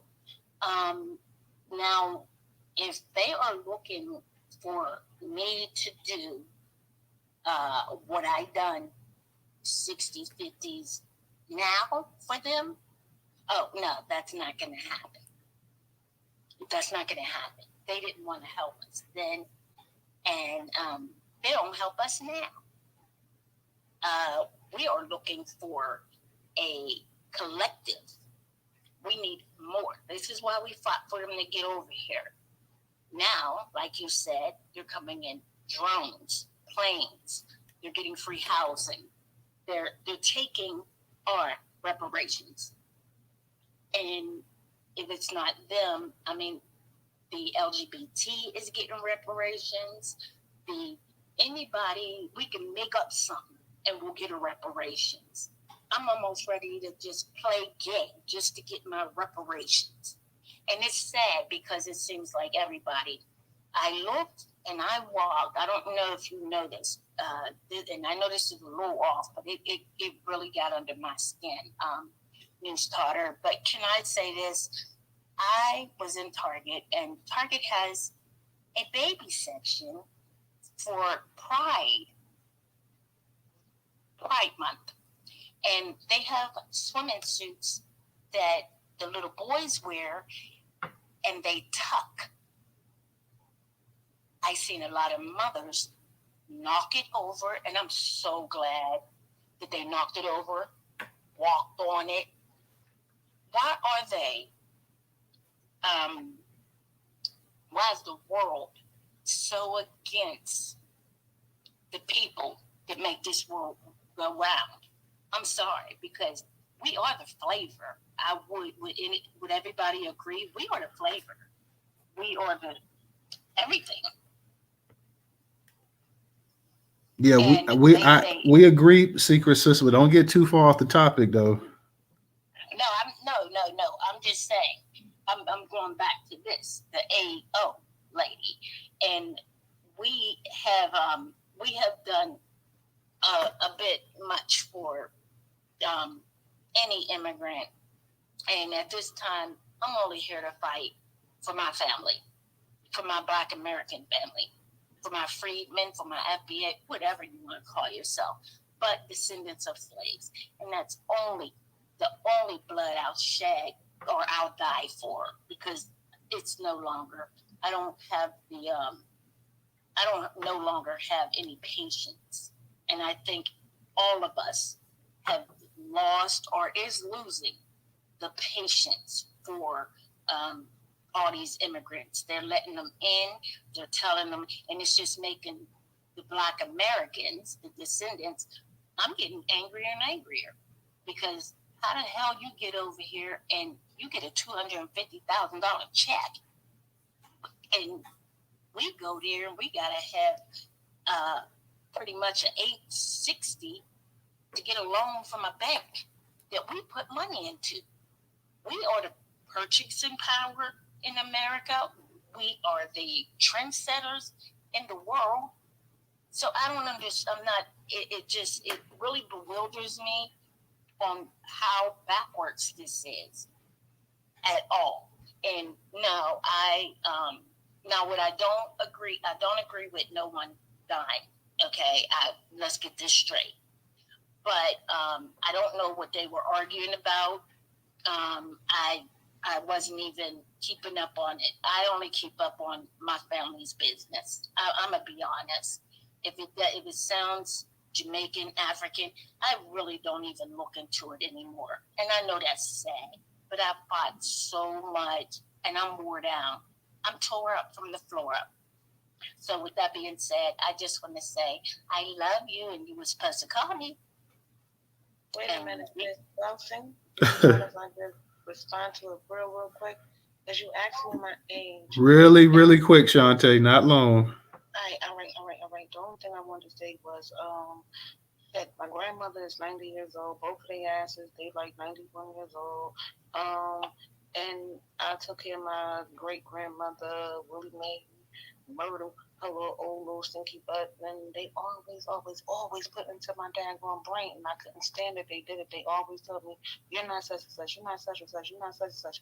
Even like till they dying day today, even if they old or behind still living today, they always told me what I was, and that's what I passed down to my family. So when you ask me, Shantae, how old are you? And you are 70 something, whatever the case may be, it was something that it was like a tradition down to my family.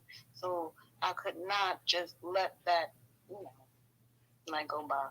And that's all I'm saying. My family, I don't know. No. I think it's actually a good thing. That's why I was saying it, because me being this old is sad, because I wish that my family would have done it.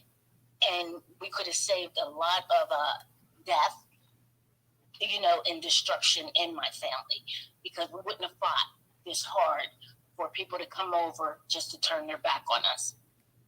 Would that be fair? But yeah, Newstoter, he was supposed to call me. Yeah, I told DJ to hit you up, but we'll try to, like I said, we'll try to give you a call. But I told him, because I don't have your number, so I told him to go ahead and hit you up. But I know he was busy this past weekend or the weekend before, so we'll definitely go ahead and try to holler at you. Okay. Well, hey, everybody. I'm a serious man. Okay. Thank you, Secret Sister. Good to hear from you. Like I said, go ahead and put it up in the Jumbotron, and she's got a flyer for her hotel business. So in case you guys want to take or her travel business, so in case you guys want to go ahead and take a trip somewhere. Travel. Yeah, and guess what? Now I do passports, visas. I can do that kind of stuff. Isn't that cool?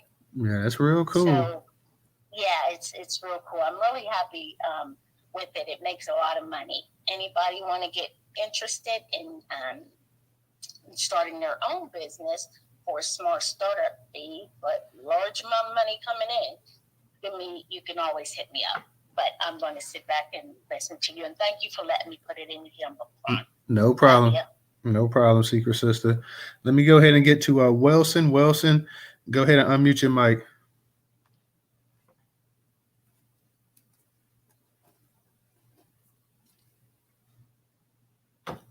You there, Wilson?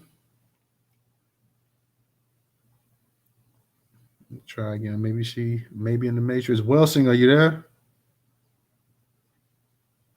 May have to drop Wilson down. I'm not sure if she's there. Wilson, are you there?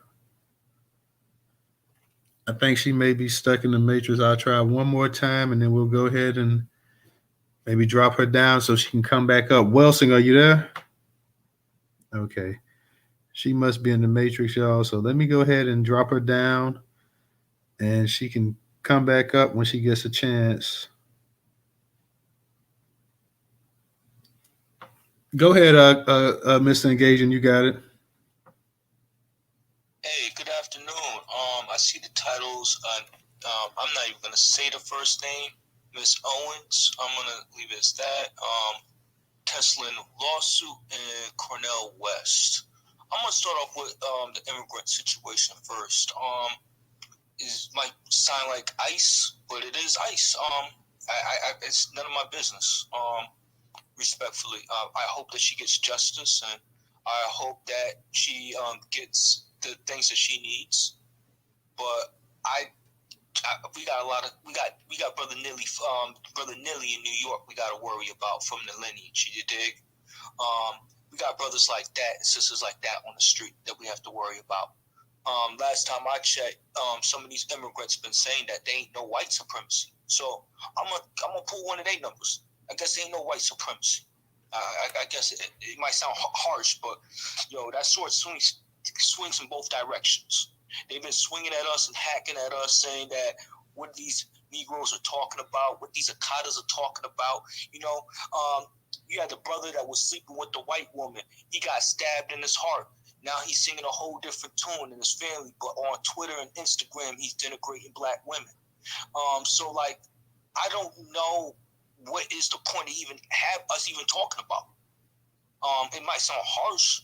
I would like to see their people open up a space and they talk about it. You know what I mean? Because I would love to hear what they have to say. We don't need to talk about it. They need to talk on it and stay on their square about this issue, because they're the ones who saying that there's no such thing as white supremacy. They're the ones who want to get rid of our black history. They're the ones who call us beanbags and bullet bags and all that stuff. Shout out to them. So you know what? Since all that, I'm already delineated through and through. I'm good with that conversation now. Tesla, how I feel about Tesla. Government need to quit giving these white boys from around the world who are not American citizens and quit giving them damn government handouts and subsidies. You need to quit sucking off the tit of the government. Like, real talk, this shit is disgusting. He's not an entrepreneur. He's not an authentic businessman. He's a man who's getting welfare handouts to undermine black ingenuity and black business. So, F Tesla. And I say that respectfully. F them as a record label staff and an effing company, respectfully. So move on to the next conversation. Cornel West. He married to a white woman. What more do I have to say? I ain't putting my faith in no Obama 3.0. That ain't going down. And then also he made a comment towards, I think it was, one of the things that was off-shooty was he was trying to push for that communism nonsense. And he tried to say that communism, racism was not like American racism. Negro, white supremacy is white supremacy no matter where you at on the globe. So, I think that brother is too much sipping on that Harvard juice in La La Land. That Ivy League poison, where he think he better than the rest of the Negroes that are here on the common ground. So I'm not really feeling Brother Cornel like that. If he ain't saying lineage-based reparations, no vote. And I'm saying that from my direction. No vote. No tangibles, no votes. All right, Mr. Engaging, appreciate it. Ray, go ahead and unmute your mic. What's up, y'all? I'm gonna be real brief because I got to get back to work, or get back to schoolwork rather. But yeah, I definitely agree with what the brother just said. Cornel West, I really can't put too much trust in him. It seems like he said it might be an Obama 2.0. This man's been married, I think, 4 or 5 times, and none of them have been to black women. Not one sister. So I heard someone say that he's not for black issues, but he has black issues. I'll land there. All right, Ray, good to hear from you. That's powerful. That's the quote of the day, Ray. That is the quote of the day, brother. Salute. He has black issues. I'm sorry, Newstoter. That was spot on. Right, Ray, it's always good to hear from you. We don't get a chance to hear from you as much. It's been a minute since you co-hosted as well, too, but we know you handling things out there, so continue doing what you do, man. 6 more classes, and I'm going to have this bachelor's, man. Y'all going to be the first ones I tell about it. Okay, that's what's up. Congratulations, black man. I got mine. I'm glad you're getting yours. When you getting yours in? So we know how to look for you in the real world and stuff like that. And salute to you, black man. Just history right now. I'm working on my bachelor's in history. Ooh, my club needs a historian, brother. We need a rock rib Negro Black History. My favorite subject right there, Ray. History. That's my favorite. All righty. Let me go ahead John and Henry Clark in the making. get to Miss Welsing. Miss Welsing. Guys, like I say, once again, for those that have not subscribed, and we did get a subscriber, so thank you. So make sure y'all go ahead and subscribe to the YouTube channel. For those that can support on Cash App, $, Newstoter, $, Newstoter. Wilson, go ahead and unmute your mic. Hi, how are you? Oh, we doing good. How you doing? Good. With regards to, after you told I was listening to you, and I was just wondering, I'm like, I don't know if Newstoter has forgotten, but these African people, they don't even save their own people. And so your expectations of them are, in my opinion, and I say this respectfully, is La La Land. They did not come out when that young kid knocked on the wrong door in Missouri to pick up his brother. They didn't come out. Amadou Diablo, I was living in New York City when that happened. I don't recall anyone coming out. One thing I will say, that was one of the very early racist aggressions that I know of in my growing up against Africans. And I will say his mother was on code. She was crystal clear what it was. And she stood 10 toes to the ground. And for someone, that was, didn't have any real direction, she was on code. She knew what time it was at that moment. But they don't take care of their own. They as far as here in America, they have been told to stay away from Black American people.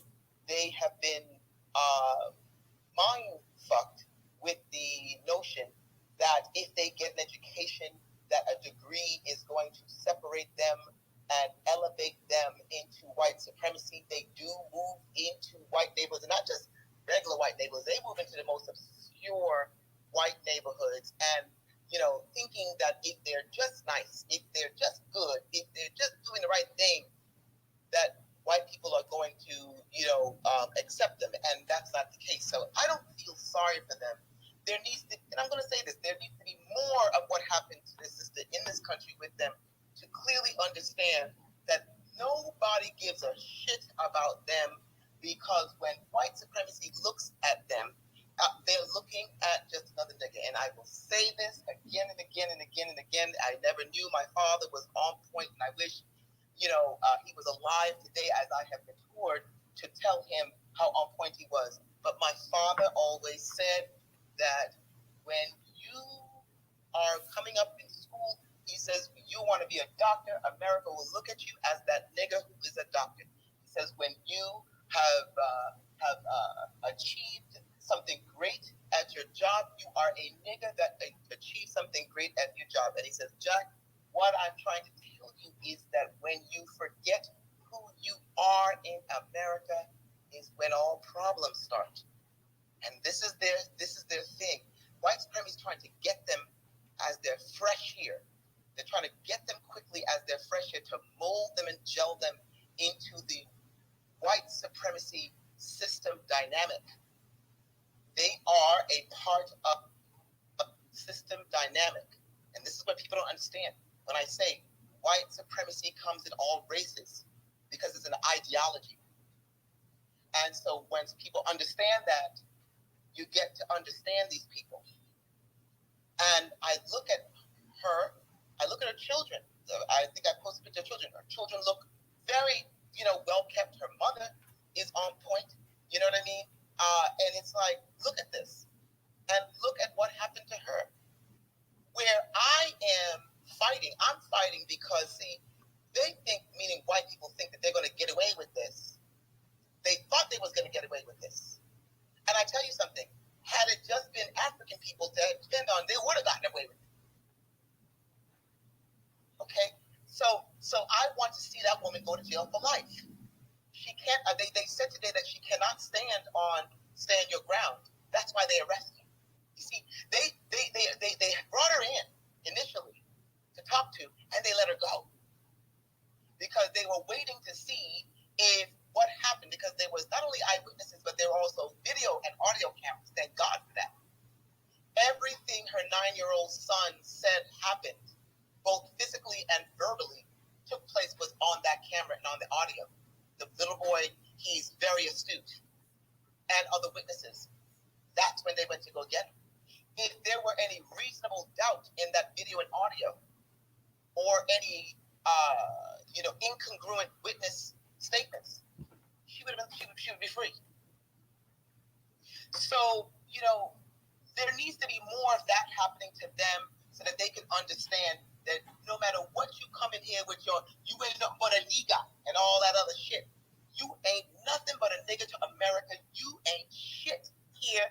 You come into these workplaces and you attach yourself to white people and weaponize yourself against Black American people in the workplace. You ain't nothing but a monkey gorilla for these white people. And when they are finished with you, when they have achieved what they need from you, they will discard you. And that goes for all of them. Cornel West is on his 5th white wife. This one was Iranian. Now, let me just say that Cornel West is on his 5th non-Black wife. That's what I want to tell everybody. This is his 5th wife. Just like, what's that brother that does the Finding Your Roots? He found his black ass a couple of years ago during the Obama administration. Louis Gates, Professor Henry Louis Gates. Henry Louis Gates. He found his roots when a white woman called the police on him because she saw a suspicious black man opening up the front door. Well, he was actually opening up the front door to his house. He's only been a professor there for how many decades? So, he's married to a white wife, and not even his white wife could have saved him. And he was indignant. I'm like, nigga, you forgot who you are. Hang on, you. Henry Louis Gates, who cares? You married to a white woman, who cares? Don Lemon, you married to a white man, who cares? You have tenure at CNN, 18 years, who cares? You won an Emmy, who cares? You're gay, who cares? Nigga, you're black. Number one. Bill Cosby, you're black. You can't get away with what Hugh Hefner got away with, man. And they're tapping your ass again. So this is what's going on. Cornel West is not to be trusted. He's not to be trusted. And somebody said about this communism stuff, he's all over the damn place. They got rid of him at Princeton University. He was expected to be tenured there. They got rid of him. You know why? Because of all the aggressions that he said against Barack Obama. Believe me. So, it's a reckoning. And everything is a reckoning when you are not moving with integrity, when you are not moving in the right way for the right reasons.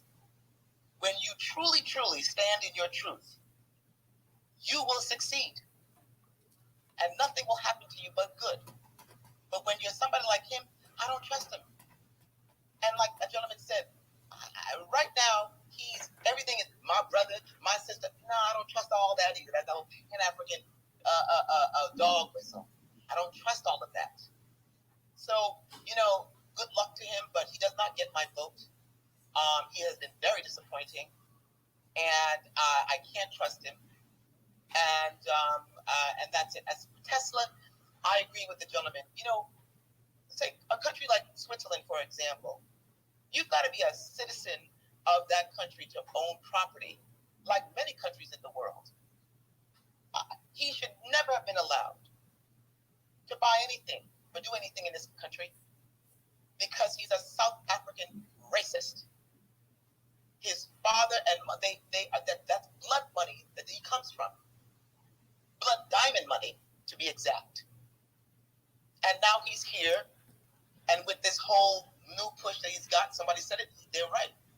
He's creating this world where there's no black people. I'm telling you, they are listening with Jeff Bezos wanting to go up to space. They're trying to figure out if they can create another planet that they can mold into their own. And what does that mean? us. That means that there's no black people there. There's not. So I land with that. Thank you so much. All right. Thank you, Wilson. Let me say this real quick too, because I know what you were saying about the Africans and La La Land, but what I was saying is that Africans need to go ahead and speak up for their people. That's what they need to do. Now, whether they will speak up for them, that's a whole nother thing, but they need to go ahead and take the initiative and actually speak up when they see violence happening towards their people. They need to be vocal and they need to say stuff about it, just like every other group in this country does. So until they start doing that, people are not going to take it seriously. So not wait on Black Americans to speak up. Hold on one second, Wilson. Yeah, go right ahead. Yeah. Not wait on Black Americans to always speak up and take the initiative and be the mouthpiece for everything melanated, not only in this country, but the world. But they need to speak up. Whenever we're talking about their accomplishments and what they accomplish and this and that or whatever, they're plenty vocal enough to go ahead and say that a Nigerian American or a Ghanaian American or whatever did this, accomplished that. When your people are getting killed by the police or getting shot down by regular white citizens in this country, you need to go ahead and say something and not just wait on Black Americans and see if Black Americans are going to say something, because like you pointed out, too many times they don't say anything. So if you're not saying anything, then you can't get upset about what's going on. When something happens to Black Americans, we're vocal and we say things, and to a detriment that is, because everybody expects that, hey, if we can just get Black Americans on board, then that'll make our voices that much louder and that much more powerful. So yeah, we as Black people, we've been saying stuff for every group in here, including non-Black groups in this country as well too, when they've been the victims of brutalities or killings or whatever it be. So what I'm saying is that they themselves, it's not La La Land, it's simple reality. If they want to start trying to stop some of this stuff or be able to have a bigger voice in this country, you need to go ahead and say something. It's millions of Black immigrants in this country. You don't need the Black Americans' voice to say something when something happens to your group in particular. We never ask other minority groups to speak up for us, because they don't, and they never have. We speak up for ourselves. And unfortunately, at times we speak up for other groups as well too. That's how you got this whole Black and brown thing going on, and it's been completely one-sided for 50 some odd years. So they need to go ahead and they need to speak up for themselves first and foremost. I said straight up, like I said, what happened, I want to see justice for this family. I want to see this old biddy put behind bars, because she's a danger, but I know also here in Florida, that's why they did the damn stand your ground, because they were trying to find a way to finesse it, to try to get her out of there. If it had not been for all of the damn cameras and everything with technology we got today, if this was 20 some odd years ago, this old biddy, they wouldn't even done anything to it, especially here in good old Florida, right where I'm at. So thank goodness the kid did see it. Thank goodness they did actually have the actual footage and everything. Same thing went for the Travis Rudolph case. Had it not been for the technology of text messages, had it not been for that camera on that doorbell, he would be sit up here. And even though he tried to use that same defense as that stand your ground, see, that stand your ground stuff don't work for a Black man. Had that been any other man, any other race, and that whole situation popped off the way it did, they wouldn't even tried him. That wouldn't even went to before a damn jury. But because he was a Black man and because he's in Peckerwood, Florida, they were trying to find a way to go ahead and put this young man away for the rest of his life. The stupid ass prosecutors already took 2 years of his playing career away that he can't get back, his earning potential and everything else, because they want to go ahead and they want to stick it to him. They're always looking for a way to stick it to a Black man and make an example out of him. So they went ahead, the dumbass DA and the prosecutors went ahead with this case that everybody in the world says shouldn't even been up there before anybody. They went ahead and tried to put him in prison. Luckily, thank goodness, the jury saw through it and he's able to go home. Hopefully this old biddy here, she don't weasel her way out of it as well too. But go ahead, Wilson. What I want to say is that I recall back in the mid-90s, during the Clinton administration, almost 200,000 bodies flowing down the Kangara River into Victoria Falls. That's number one. I remember Nelson Mandela. If it wasn't for Black American people in this country that made noise to Clinton, who was tone deaf up until we were making noise, to do something about all that tragedy going on in Rwanda, if it wasn't for Black American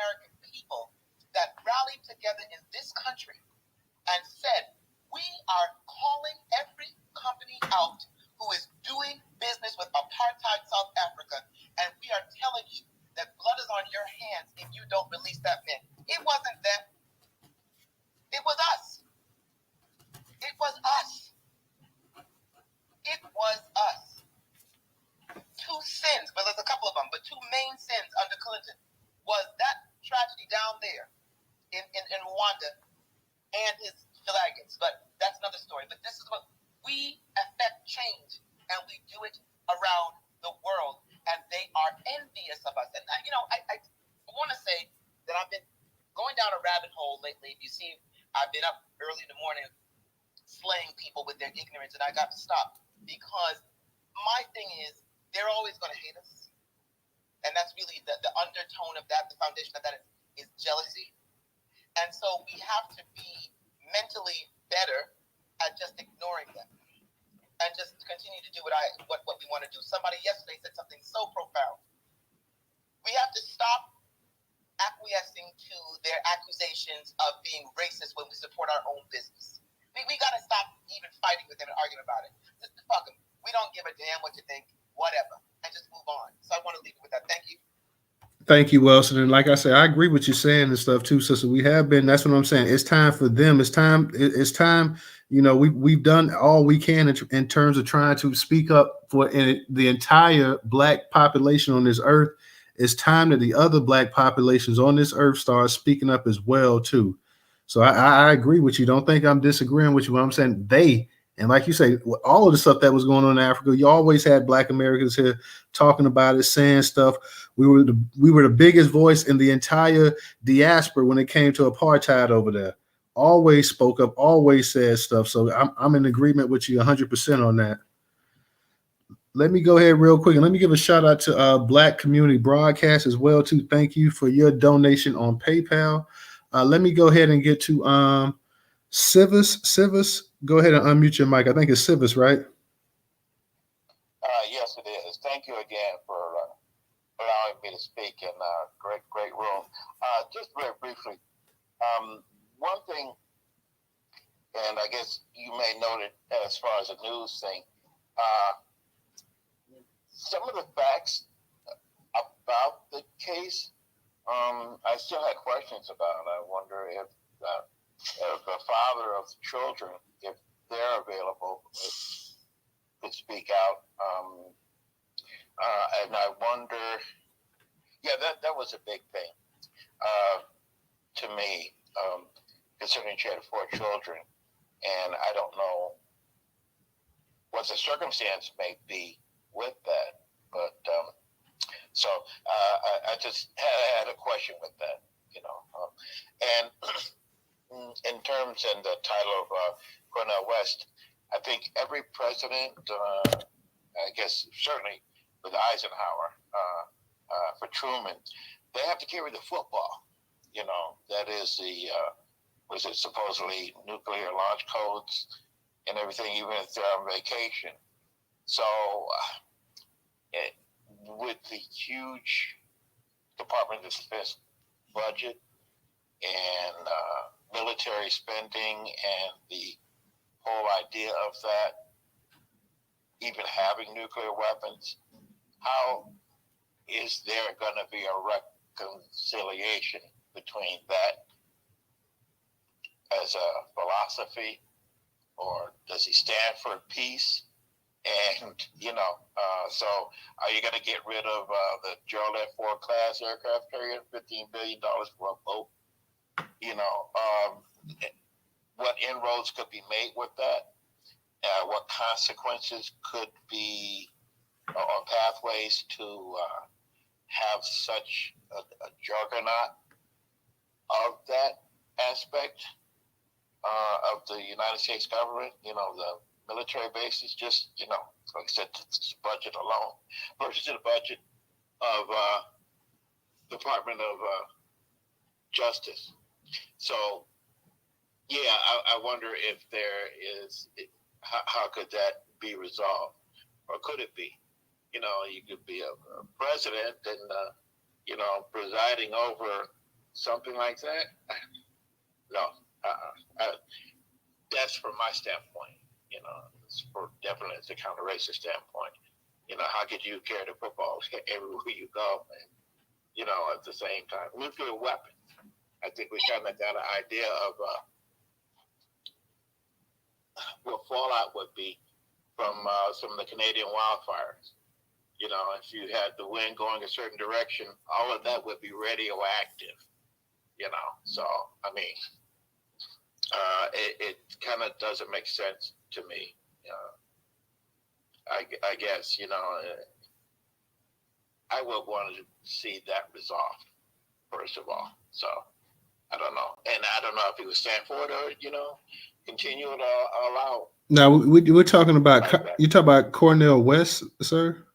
Yes, If he, yes, indeed, if he were to be, yeah. So he would have to. Again, Well, I'm gonna be honest. I don't think we have to worry about Cornel West ever becoming president of the United States. If we've been honest. Well, yes, but I mean, just the idea or the thought of it, you know, and that's for anyone, for that matter. I mean, what are we really talking about? You know, it's just a propagation, like I said, ever since, I don't know, perhaps Truman as well, but definitely Eisenhower. Would it be a fail-safe kind of a type thing if anyone knows that old black and white movie with Larry Hagman? So, yeah, thank you. Okay. Thank you, sir. Now, speaking on the part about the actual woman with the 4 children, Miss Owens, I don't know her situation with the. I don't know with the father of her kids. I don't know if it's one man or it's a couple or how many. I don't know. I'm not entirely sure about that, and that's something I mentioned earlier. I wonder about what's going to happen with those kids as well too. So hopefully they can, you know, those kids will be taken care of. I hope that she has family that can go ahead if the father or the fathers are not in the lives of the kids, can go ahead and get the kids and take care of them and keep them as stable as possible. Cornel West, his agenda, his political, I guess we'll find out in the next few weeks or whatever, as he starts running or whatever, getting his campaign off the ground, what he actually his platform is going to be about. So I guess it's just kind of a wait and see type approach as well too. We know that he's a liberal, so I'm sure it's going to be heavy. It's going to be on a liberal basis as well too. So at this point in time, I really Cornel West, this was like one of the last things I expected for him to actually talk about running for being the president of the United States. So it's kind of wait and see at this point in time. So we'll just have to kind of keep our eyes open, ears open to see exactly what's what. But just getting back to what I said, don't worry about it, because if we're being honest, he has zero chance of being the next president of the United States of America. I don't think you'll see another melanated person, and by melanated, I'm talking about somebody that we consider black, to hold down the presidency anytime, probably anybody's lifetime in this space right here, if we've been perfectly honest. So if it does happen, you know, I'll be shocked. Let me go ahead. Hey, Joe, I was going to say, man, that lady, AJ, her son was standing on the porch with her, which I didn't know that at the time. I just saw the article on that when he was actually standing on that porch with her at the time that shot was fired through the door. So that's something that we all have to look at too, because her son could have been killed in that situation too. Yeah, absolutely. Absolutely. Let me go ahead and get to Mr. Engaging. It's your turn. Matter of fact, Mr. Engaging, hold on one second. Let me get to a new speaker. Let me get to Trouble, and then I'll come back to you and that Negro as well too. But Trouble, go ahead and unmute your mic. How you doing tonight? Hey, Newstoter and Black family up in the cut. I hope y'all can hear me because I'm on the road. You're going a little bit low now. Can you hear me? I can hear you. Can you hear me? I can hear you, but you kind of low. Is any way you can? I know you probably got your Bluetooth. No, I don't have my Bluetooth on. I'm just in a janky area. Let Mr. Engagement go, and then I'll try to come back on and see if I'm a little bit louder then. Okay, Trouble. Mr. Engaging, go ahead. I guess it's gonna be heaven sent unless we're gonna see another black president. Shout out to Tupac on that line. But I hope they break the curse. You know, I'm gonna see like Negro black presidents back to back to back to back to back to back to back. But maybe we get reparations. We can change all that. But I want to touch on it, that Owens again. I want our sisters to take a note on this Owens situation. And please don't come at me crazy about this. But this woman, was she a single parent, Newstoter? I can't. I'm gonna be honest, Mr. Engaging. I don't know. To be honest, I don't. It kind of comes across that this individual may be a single parent household. Family, being a single parent, if she is a single parent, is not our family. It has a male, it has a woman, it has children, you know. The craziest thing is she answered the door. There's a custom in Western society that the man answered the door. So it would have been that man that would have caught that bullet, not a woman. Respectfully. And like what I'm getting at overall is that we need to have family, and we need to have men in these homes. And I hope these sisters take note from this situation and see that, hey, like, I need to have a brother here, or I need to have a sister here. I might not agree with everything, but I need to be agreeable, you know? I need to be accommodating towards these situations, because you know damn well the white man and these white people ain't trying to help you. And they really need to get their heads out the clouds and stop watching Channel Zero. Because like our nation and our communities is burning as a result of this. So like I'm very concerned, because I look at it as the degeneration of the black family overall. Even if that woman's not in the lineage, people support single parent households and stuff like that. And I find it very kind of ironic, if she is from a single parent household, what the African people saying about it now? Because they be saying that crap about us all the time, and the same reason why our community is dysfunction. See, I find it kind of ironic when the shoe's on the other foot.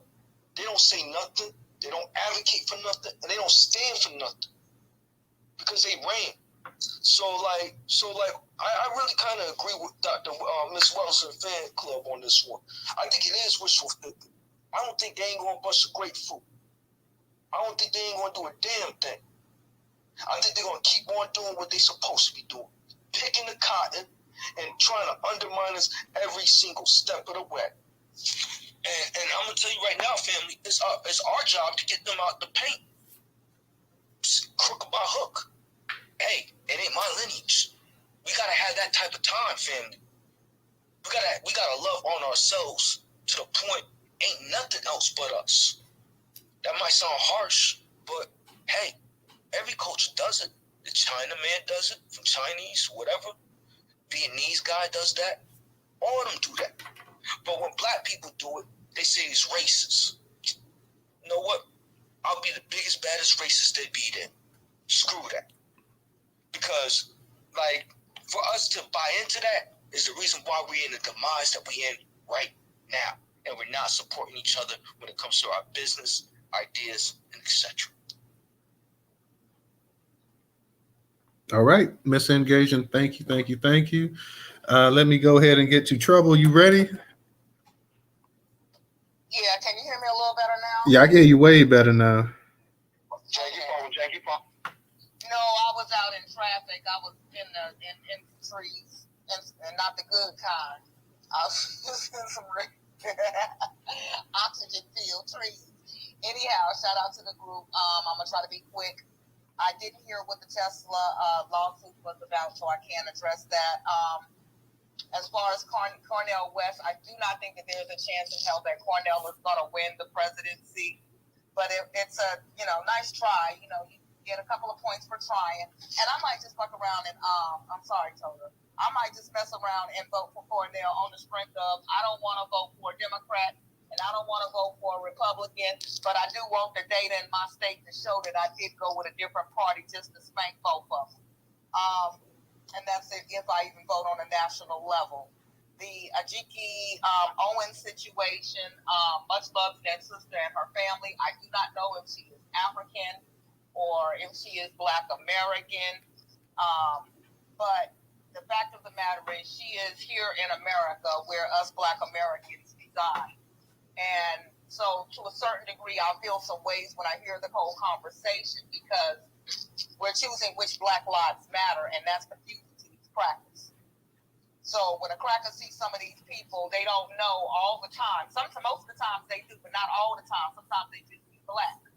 So you kill one Black and we don't say anything. You kill another Black, we don't say anything. They think it's okay to kill Black people, period. And I don't know if they're separating their Black immigrants from their Black Americans, because all of us are getting shot at some point in some time.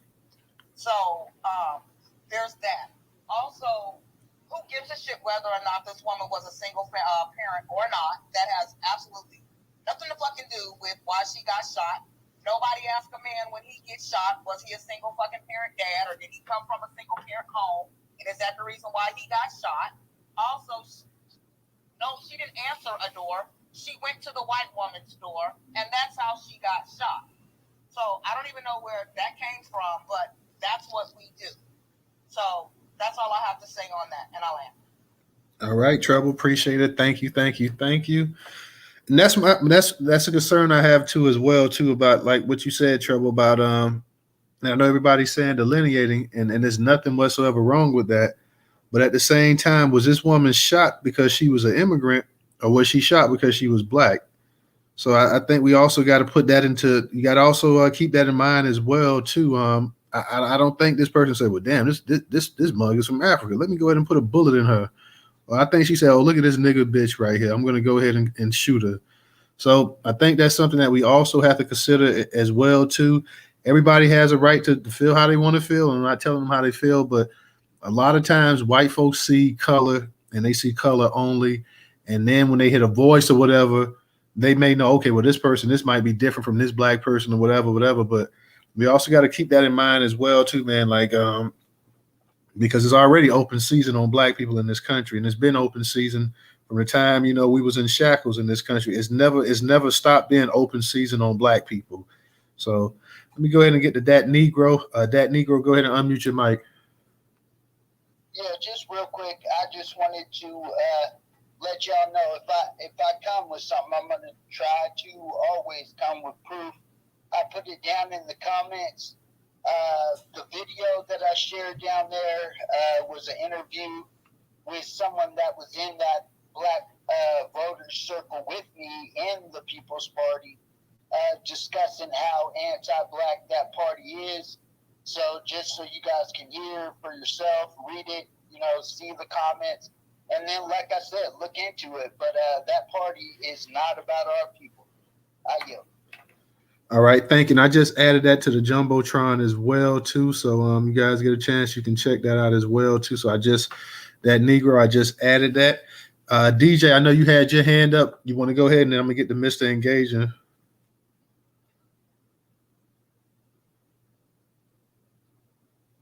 All right, so DJ may not be there right now. All right, Mr. Engaging, go ahead and unmute your mic.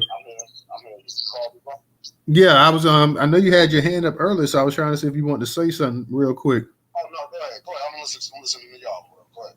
Go ahead, Mr. Engaging. Yeah, I find it very disingenuous when we talk about protection, provision, and procreation and the stuff that men do. I find it disingenuous when women try to say that that's not a value when it's some of the parts that contain to the conversation. Security and stuff does start with the man. And I see that, again, like some women might devalue what the man has to say. And we're at a war. It's men that fight wars, not women, respectfully. So, like, I'm just tired of some women in our community, again, not listening and trying to be more agreeable and understand that we're under siege. And we should be moving as such. Not saying that we don't need a man in the household, or we don't need these protections and provisions in our household that's much needed. Some of the things could have been avoided if she had a man. A man is a natural deterrent in a household. Having a man there is important. And to say that that's not important, I find that disingenuous and almost disrespectful, man. But it is what it is. I just know that I'm going to hold my own regardless.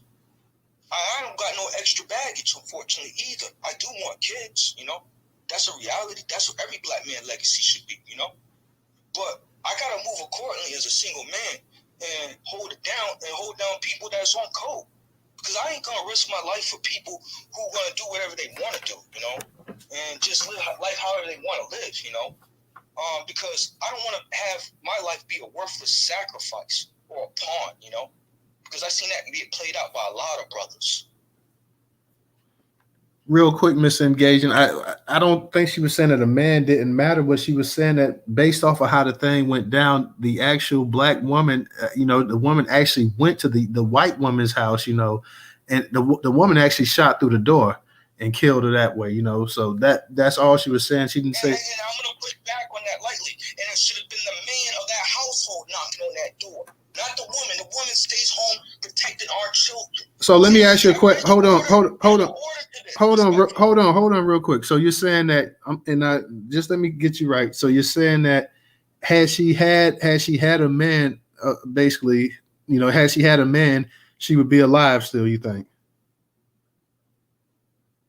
I'm not saying she would be alive or not. What I'm getting at is that the reason why she went about that sacrifice like that is because there was no man in the household, or there was no man present, or there was no from what it was read in the story. So that's the reason why I started off and asked, does she come from a single parent household? Because it does matter from the context of it being presented. It was not a diss. It's just bringing up like the safety of our household. Like we're running around with headless households, family. Like, let's be really frank about this. Yeah, I mean, but I'm gonna just say, and this is my personal opinion. She could have had a man. Her husband could have been at work when all of this went down. You just never know how things go down.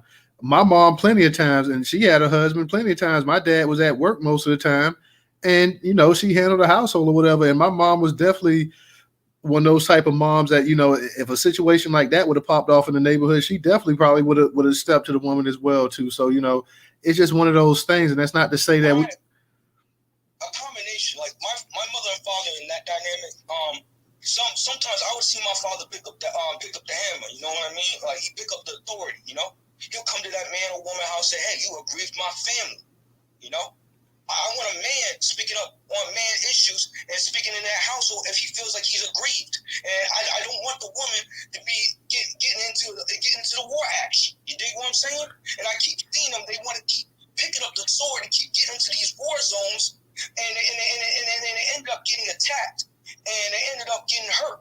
And we tell them to get off the battlefield, but they keep getting on the battlefield.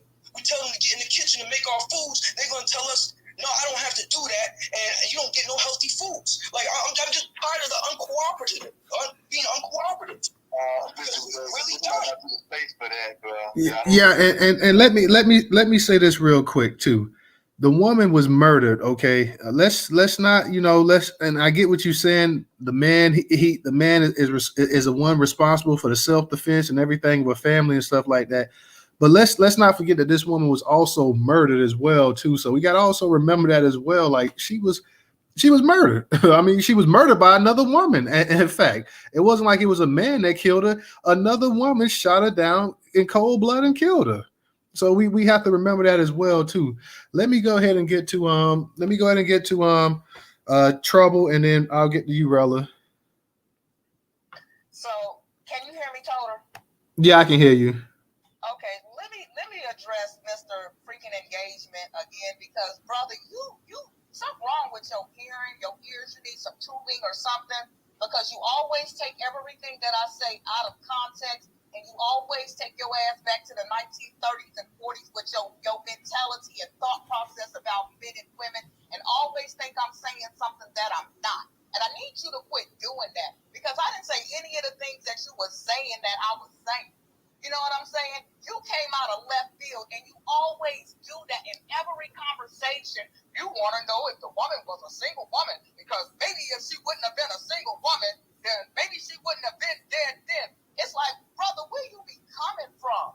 You need somebody to put it on real fucking good, because something is wrong with your daggone mind. I swear something wrong with your mind. You need to get you some. Because something is going on with you. And I'm tired of taking my words out of daggone context. Her being a single woman, you don't even know if she was a single mother or not. Oh, you just projecting at this point. You're all projecting. And again, that had nothing to do with her death. It had nothing to do with her dying. It had nothing to do with that crazy cracker that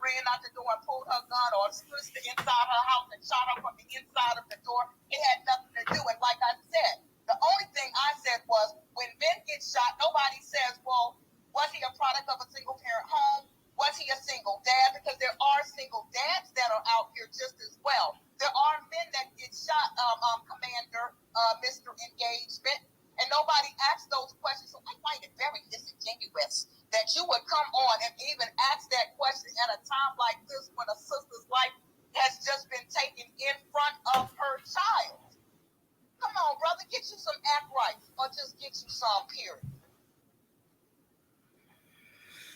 Oh boy. Yikes. Since we doing a personal attack, can I respond? I'm not gonna go at it personal like that. You become personal, but you better. No. I'm not doing it like that. Okay. See, this is the problem. Okay, real quick. I'm gonna go ahead. And matter of fact, Mr. Engaging, I'm gonna go ahead and let Rella come in and you come back behind her, okay? Let's go ahead and try to like diffuse it before it gets rolling really, really. Go ahead, Rella. Unmute your mic. Hey, Newstoter. Hey, DJ. What's up, Rella? Hey, everybody in this space. Of course, my sis, Trouble and Sober, Salva, Commander. That Negro. I want to say this. She did not deserve to lose her life. Her life was unjustly taken, and whether or not she had a man in the house or not, if that's your perspective, her life should not have been taken. There were actually men in her neighborhood, her neighbors. There were people who actually witnessed what happened. And I want to also caution people from believing that just because you are a male, that somehow your life is some sort of shield Negro for the family. A mother has the right to bear arms and to protect her seedlings as she wills and see fits if the father is not around.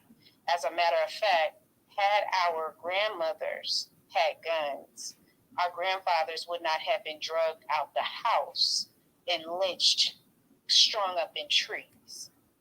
So while you have your position on what a woman should do, get in that kitchen, as you said, and make that food, we are in 2023. Men know how to cook today. And if you don't know how to cook, you better go talk to your mother. The other thing I want to caution and say that Cornel West is, he is a whole clown. Unfortunately, I lost so much respect for him. For all the good that he has done, he finds ways to, just unravel the shit every 5 or 10 years. He's had multiple opportunities to decide to run for president, but now he waits in his elder years when he is so up there that you don't even know if the stress on his body would do him more harm than good. And on top of that, he does not solely focus on Black American issues. He is a globalist, and he does believe in everyone else type situation. I do not see him as a viable candidate. I don't take him serious. Trouble was correct. Circling back around to Miss Owens, it doesn't matter whether or not she was African or what her background was. That white Latina woman did not care when she was assaulting her son and her daughter for playing in a field that don't even belong to that woman, and then tossing and throwing skates at the children. The mother went over there to confront the woman about assaulting her children. She was trying to address the adult. Now, if you're telling me in a foolish way that it would have made a difference if a man went over there, that woman would have not pulled a gun, I'm really questioning what logic are we dealing with right now in this conversation. If you're telling me that women are supposed to sit around while our Black sons and men are continuously gunned down because you have a situational position and belief about the roles of men and women. Well, I'm sorry, I don't know what life people are living in 2023. We carrying in this bitch. And we sure, excuse me, Newstoter, I had to cuss on that one. We definitely gonna be strapped. We definitely gonna be getting our tactical training on. And if that makes you feel uncomfortable and you think we too masculine for you, there's an alpha male that's actually ready for us. You not it. So you don't have to worry about whether or not we the right people you want to fuck with, because we already know what's up. We not new. Ain't none of us been born yesterday. This ain't no new space. We all been in talking about protections. Like, come on, let's get real with this. Ain't nobody gonna be sitting on here talking about something. This woman that lost her life and she had a man in the house. She would still be alive with the children. He'd be dead and she'd probably be stressed the fuck out, and you don't even know if the stress would have killed him. So why the fuck does that even matter? Language. I'm sorry. Charge it to my head, not my heart. I'll cool it. At the end of the day, we have to be able to say everybody in the family has to be prepared for guerrilla warfare. And if you think you're the only one that has the position, it's 2023, not 1823. All right. Thank you, Rella. Mr. Engaging, go ahead and unmute your mic. And then we're going to go ahead. Okay. When it comes to protection, that African woman didn't have protection. She didn't have a firearm. She came over there running her mouth. And for that situation, that was not kind of really shouldn't have been done. She already expressed aggression towards a child. She needed men from the community. She needed a group of people to run up on her. Honestly, that's how I would have perceived that situation, because of the severity of what was going on. It should have been all hands on deck in the community, which I do agree. And this is this is the reason why I would prefer men to be leaders in this situation. I really think it could have been avoided, or it could have been handled a little bit differently. Men handle things differently versus women. And that's a fact. It's biology and science, not emotions. So it is what it is. You can be in your feelings about it, but that woman wasn't tactical because she wasn't prepared. And that's just the reality, unfortunately. We just need to be prepared, and we need to be more cooperative with each other so we can get the results and get justice. But when I see other people just not willing to be cooperative, and willing want to be like leader of everything and try to bogart men out, you're going to get some unfruitful results. It is what it is. Okay, let me go ahead and go to who did you boycott? Go ahead and unmute your mic. Yes, Lord. Shout out to the host, co-host. Shout out to my Negro brothers and sisters and the rest of the family. Been listening for a while and gathering my thoughts.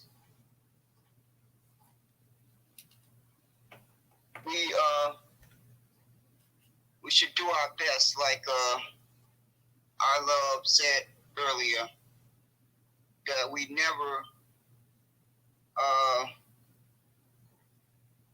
speak the narrative of the enemy when they take out any melanated person.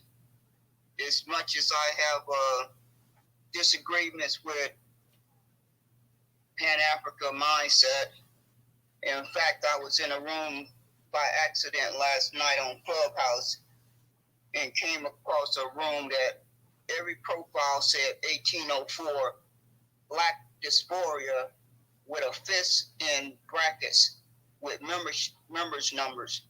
I don't know what that was about, but I took appropriate action.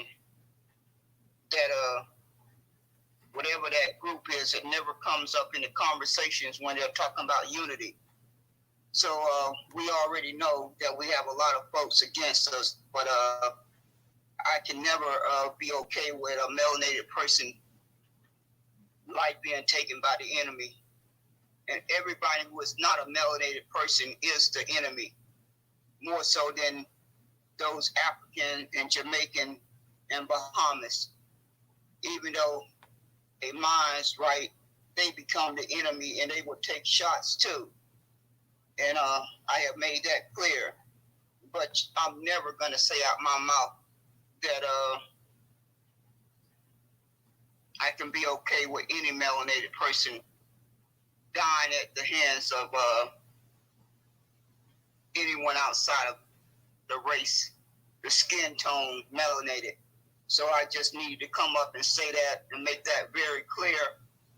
as angry as I get with African Jamaicans and Haiti folks, I can never cross that line. And I lead by example. So I speak what I live by. What come out of my mouth is how I live my life. So I don't stutter. And I'm not confused. I know clearly who the enemy is. I'm going to know that until the day I take my last breath. Thank you kindly. All right. Thank you. Thank you once again for coming up to speak. Let me go ahead and get to Wilson. Wilson, go ahead and unmute your mic. Hi. I just wanted to address a few things that I've been hearing. Yeah, Mr. Commander, I think the thing is, and I'm assuming that you're young. You're a young man. And it's the way you talk to people. And if you're going to be in a relationship with a woman, you're going to have to understand it's the way you talk, the way how you frame your words. You are, if I didn't know any better, I would think that I would just assume very lazily that you have had issues with women or maybe your mother, whatever like that. And I'm just saying that's a lazy approach. But I think far more highly of you than that. And you have to give Black women grace. Whether she's single or not, she's a mother. And if you ever look on social media and you see gorillas, lions, down to raccoons, down to squirrels, when they give birth to their children. I saw the other day somewhere in Africa where an eagle came upon a tiger that was about to eat her cubs, her babies. Let me tell you something. That cat was no match for her. So to say that she should have been more tactical, or she should have leaned more towards maybe finding a man if she wasn't to handle this, if she wasn't with somebody, or maybe wait. Look, a woman who could be 5'3", like my mother, who took on somebody who was 400 pounds, and that person realized very quickly that she was about to give him that smoke over her kids. And so, truly, and I didn't know this woman was Latina. Based on her last name, I thought she was some kind of like German or Polish, whatever like that. But anyway, whatever she is, she's a cracker. But at the end of the day, she cheated. White people cheat. They have their guns. She should have come out and opened up that door and be a woman. Okay?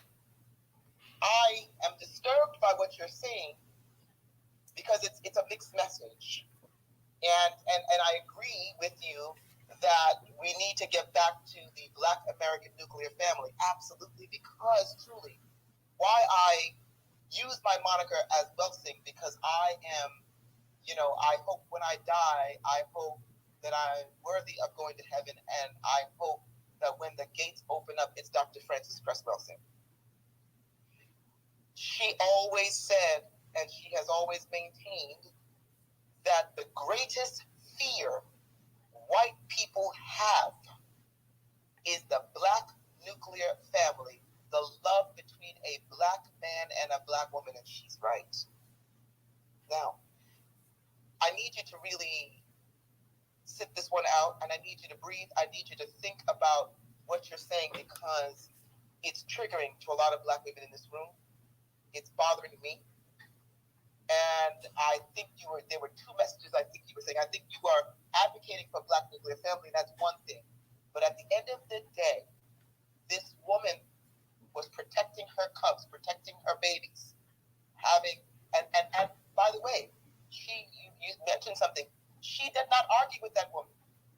As witnesses said, and the audio and the videotape had proven, she knocked on the door, and a bullet came through from the other side. Okay, so that white woman cheated. Okay, and her 9-year-old son, she was holding his hand, and he saw the bullet go through her chest. So he witnessed it. Okay, and so I just you're coming off very hard on her and hard, and it resonates to Black women, and you must stop that. You must. And I land with that. Thank you very much. All right, thank you, Wilson. Let me go ahead and get to go ahead, Mr. Engaging. Hey, just before just real quick, and I know that's addressed to you, Mr. Engaging, but now that you just said that, twin, that white bitch got a dollar, pardon the French title. No. Yeah, let's not make the threats online though. But yeah, I feel you. Go ahead, Mr. Engaging, real quick. No, Wellesley, salute to you for putting things in a calm manner. I respect that. You know, I don't respect all the jabs and all that shit. You know, because I don't jab at everybody else. But I am coming from a nuclear family perspective, and I'm just tired of us being disorganized as a community. And then every time you talk about this is the structure, you got everybody that wants to deviate from that. That's all. And it might come across harsh because I'm just tired of seeing this. You know, I'm just frustrated. You go around, you see the block, you see children being neglected. You know, you see a lot of children not being taken care of in our lineage and stuff like that. And single parent households do contribute to the neglect of our children. You know, and our children not being protected. And that's all I'm highlighting, and that's all I was trying to bring up. And I find it again that women again want to gang up on a brother who's talking about protection, and you got women bashing about protection. And this is the kind of the nonsense. They want to tone police the Black man. They want to tell the man you coming across too angry, too harsh, too this, that, and the third. Like, I didn't go off to the sister and say that she said it, this, that, and the third. I just said, no, what? That's her take. And I ate it. But the thing is, there got to be the same respect across the board. And sometimes it's not. So it is what it is. I'm still standing on that nuclear family talk, if you like it or not. And I'm going to always keep bringing it up, and I'm always going to keep saying it, because I feel like that is the biggest downfall and one of the biggest downfalls in our community. And we can do so much better. That's all I'm saying. I completely understand. And this is why I like to talk to my brothers, because as some of you already knew, when I had my breakdown, and I still am heart sore over my brother in that New York City subway, you all came together and you held me up. And so it would be wrong for me spiritually to not talk to you without my heart. And that's what I'm saying. Like, I want you to practice because you are a young man and you will soon be married soon, that you need to really look at women, Black women, from a human point of view, as Black women have to look at Black men from a human point of view. And I need you to soften up. I do. I need you to soften. Because at the end of the day, I don't refute that Black men are going through so much in this country and in this world. We are, look, the reality is, and I'm sure a lot of Black women can say this, whether it's your man, your son, your cousin, whatever, your dad, whatever, when you say goodbye to them in the morning, you really do pray and hope to God they come back in one piece every day and every night. So I want you to soften up a little bit. I need you to start massaging your heartstrings, okay, man? And you take it easy. Thank you. All right.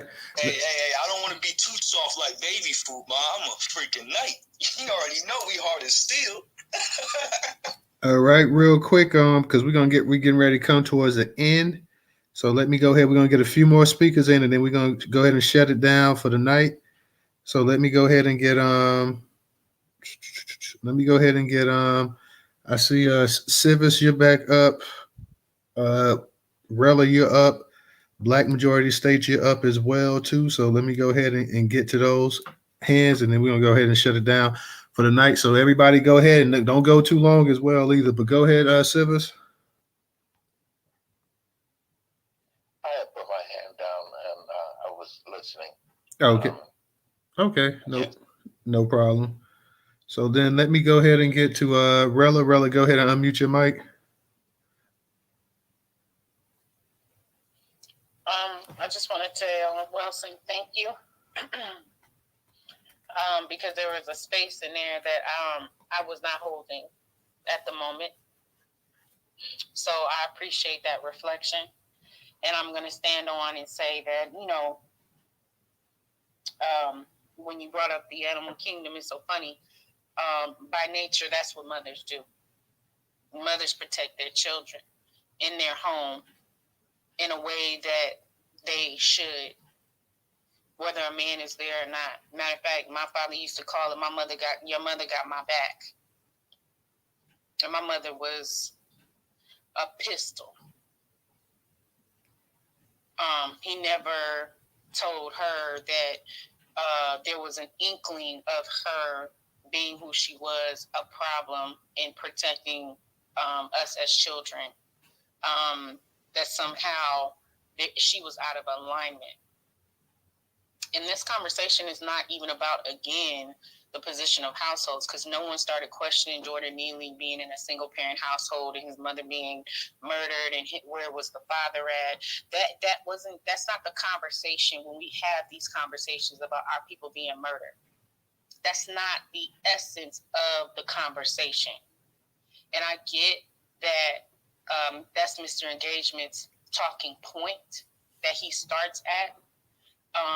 It's just unfortunate that seems to be what is bringing relevance for him, and not the fact that a mother was doing her job in trying to protect her child and provide some level of protection by finding common ground with her racist ass neighbor so her children can survive while they're outside playing. She probably knew what she was dealing with, but she didn't know that the woman, like Wilson said, was going to cheat and fire a shot through the damn door.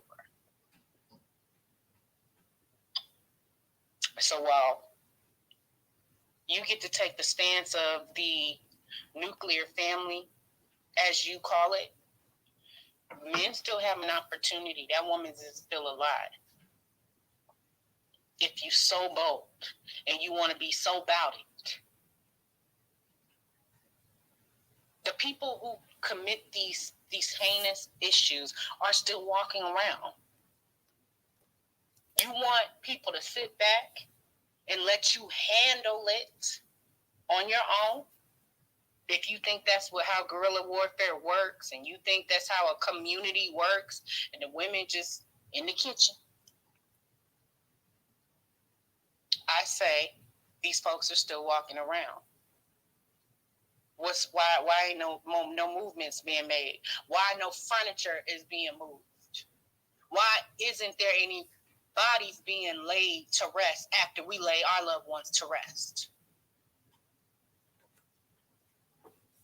I don't want to hear, no, I'm about the nuclear family.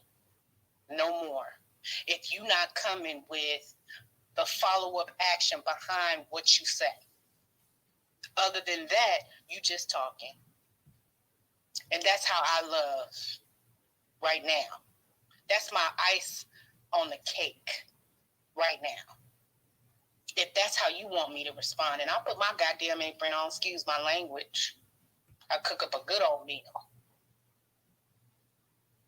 All right. Well, Rella, let me go ahead and get to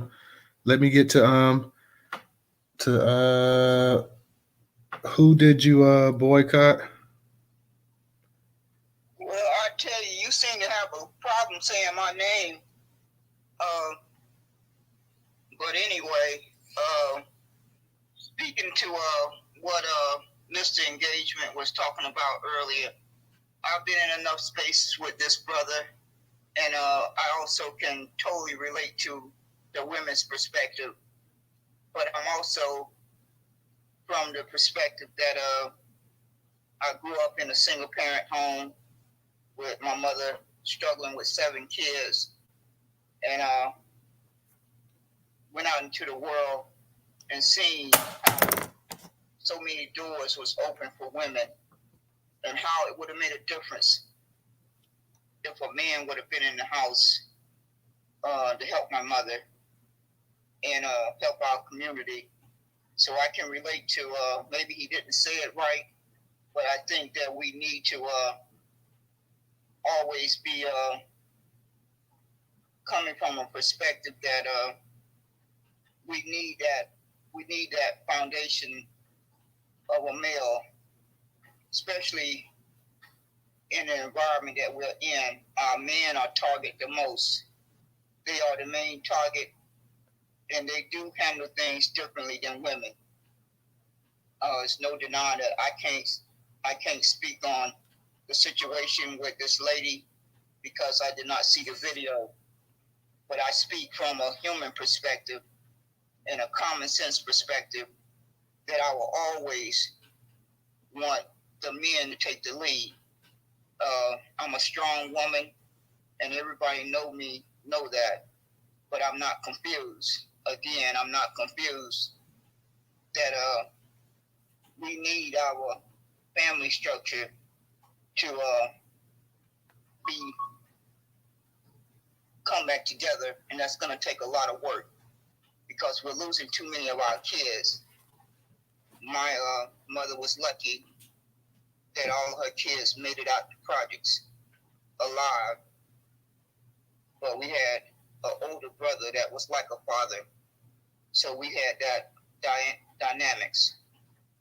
But it's not been a single day that I have not stood that I'm not a whole person because my father was not there. My mother was very special and will always be a special person in my life. But a male needs to be there. A male needs to be in that child's life, either in the community or the household. So just trying to speak up for my Negro brother because I understand him when he make this statement. A lot of times women don't speak up for men. And I rarely am in a space where women are saying it from their perspective, but men don't hear enough women speaking from their perspective. And I'm not one of those. So I just had to raise my hand and let that be known that I stand with my women, but I fully understand that we have to start doing more, making more of an effort to support our men. Thank you. All right, let me say this real quick because, again, and I've been saying this for the past few spaces. No matter what the topic is, somehow we always. I don't even know how we got on the fact that we were talking about Miss Owens. We was talking about Tesla. We was talking about Cornel West, and then it ended up becoming a family space. And we talking about single mothers and single households. I don't even know how we got to that point. Just like last night's space was about, the BS that people talking about black people running around and doing all these crimes to Asians when the statistics showed that 75% of it was done by white folks, but then it became a hair space and a beauty space and everything else. So I'm going to say this for future reference right here. Stick to the topics. I put 3 topics in here tonight because I said, well, you know what? In case we veer off of one topic, you have 2 other topics to go ahead. But no matter, sometimes if I put 4 topics up in the Jumbotron, up in the title, we still end up veering off and still talking about the price of tea in China. So, I'm just letting everybody know for future reference. Stick to the topic. It was about this woman being killed in the state of Florida where I live at. It's about Tesla, and it was about Cornel West. But we started talking about, we went to talking about single moms and single families and all of this stuff which had not a damn thing to do with the space tonight. Not one thing whatsoever to do with the space. We totally flipped the space. The space was simply 3 topics, 3 things to talk about. 3 things are covered. And for this space been going since 8 o'clock. And for about 2.5 hours, a little over 2 hours or something, it was on that. And then all of a sudden it always flips. So I'm letting everybody know that tomorrow night space, stick to the topic. Don't come up here. I don't give a damn, truly. I'm gonna be honest. Like I really don't give a damn about all this other stuff. When I create the space, that's what I want the topic to be. And I've been a little bit too nice because I let people go off and go to rambling and go to mumbling and all this other nonsense. But then I'm just gonna just go ahead and just start clicking on folks and telling them, look, either stick to the goddamn topic or get off the microphone because it's really becoming annoying. It's really becoming annoying. Every night, no matter how many topics I put in, I said, well, let me just focus on one since everybody has a hard time doing multiple topics. Since we can't walk and chew gum at the same time, let me dummy it down a little bit. Let me go ahead and put one topic in there. But no matter what, we still find a way to go ahead and veer off of that. So now I'm telling everybody, I'm not asking, I'm telling. When you bring your ass up here on this microphone, if you plan on being in the Newstoter space, stick to the goddamn topics. I don't want to hear all this other stuff. It's becoming really, really annoying to me. I'm sitting up here and I'm trying to be in my nicest. People rambling on for 4-5 minutes and whatnot. I'm just listening, trying to, okay, well, and they're just going ahead. But if I just start clicking, then people will get the actual idea of what's going on. I don't want to hear that. Go to other spaces and ramble on. Don't come here rambling. Here we have a focus, a laser focus on what needs to be said. I'm tired of it. I'm tired of hearing the magpie mumbo jumbo. Come up in here correct. Cyrus, I'm gonna go ahead and let you speak, and then I'm going to Black Majority State. And Mr. Engaging, you spoke. I'm gonna go ahead because you just spoke a few times, but I'm trying to close it out. Also, too, when I say at the end of the space that we only taking a couple more, the people that's up here, that's what I mean from now on as well, too. Go ahead, Cyrus. Go ahead and unmute your mic. Yes, thank you. I don't know how it is set up in Florida. They have a ADC department, but I guess kind of my concern was, and I hope that the focus is on that, is the surviving children and what they'll have to deal with. He can't unsee what he saw, the children. So I just wonder how and hope that somehow they'll be able to function very much like the child that lay dead when the 9 people in South Carolina were killed.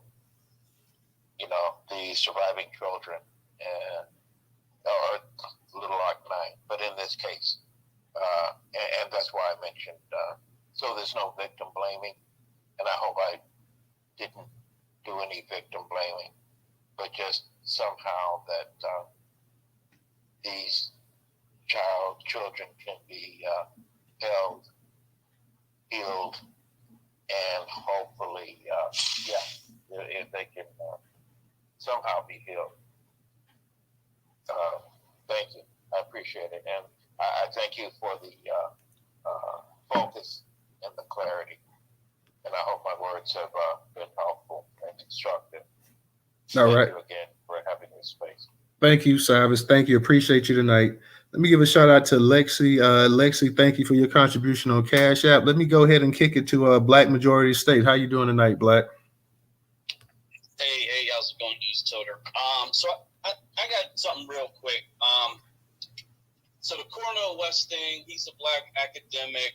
I think people have expressed the fact that he's not really a viable candidate. So I'll end that with that. The Tesla thing is very interesting in the fact that the brother of this woman who was murdered, they have a very similar name, Owen Diaz. The Tesla guy, it looks like he spells it with a Z, but her brother spells it with an S. And her mother's last name is also with that D-I-A-S spelling. when I first saw the story and I looked at the news reports, her middle name was Chantrell Owens. And so I immediately said, you know, the first name kind of looks foreign, but it's very likely, and I hope it comes out, that she is a product of a diasporan and someone who has the lineage, because Owens is a very strong Black American last name. So, and she has a different name than her other siblings. So I just thought that was an interesting thing. I hope it comes out. It's a tragedy what happened to her, but I think this goes back to George Zimmerman and the young child who was murdered in the streets, and that there was never any real repercussions for it. They had the stand your ground laws, and I think it's just put it in the minds of people who do want to harm us that it's going to be okay. They're going to get exonerated, et cetera, et cetera. So that's all I have to do. All right. Thank you, Black. Let me give a shout out to Black delegation as well, too. Thank you for your contribution on Cash App. Go ahead, Mr. Engagement. I'm going to go ahead and let you say something, then we're going to get ready to go to the co-host, and we closing this out for tonight. Nah, man, you can close it out, fam. I'm tapped out for the night. All right. DJ Professor, y'all want to go ahead and get it in real quick? I'm just going to say, family, great discussion. It did veer off. And hence, this is why, if y'all remember back maybe 2 months ago in one of these spaces, I did like Newstoter. I had to say my piece about us being off these topics. And because we do tend to do it all the time for whatever reason. And of course, we spent, an hour on something that shouldn't have been discussed in this space. But anyway, rest in peace to her family. Rest in peace to her, and prayers for her family. I don't know about her African lineage. I don't know what her lineage is, but she was a mother trying to protect her cubs. And that's what I expect any mother to do. If a mother does not try to protect her children, I'm probably going to be looking at her sideways. So that's what this lady was trying to do. She was concerned about her children, and I would think any mother up in this space would do the same thing. But to second what Tota just said about staying on topic, we do need to stay on topic. Thank you, family. Have a good night. You got it, DJ. Let me give a shout out to Fabia as well, too. Thank you for your contribution, but you got it, DJ. Excuse me. Come over to the next space, y'all. I'm trying to go, bro. There you go. Real talk. I'm gonna come into your next space for a minute as well, too. I got something to do, but tomorrow night, y'all, I'm not sure, but I know we're going to be talking about the Juneteenth reparations as well, too, because it's getting close to that rally. So I know that is going to be one of the focal topics of tomorrow night. So make sure y'all come. We're going to have a no taxation. She's going to be in here. She's got some information that she wants to share with everybody. So y'all make sure y'all come. We're going to be talking about that and a couple other things going on in Black America as well, too. So y'all make sure y'all come through and support. We appreciate you and everything. We'll see you tomorrow night at 8 p.m. Eastern Standard Time. So y'all have a good one. See you then. All right, you got anything else to say? You better come over to the next space. This space is over. Peace.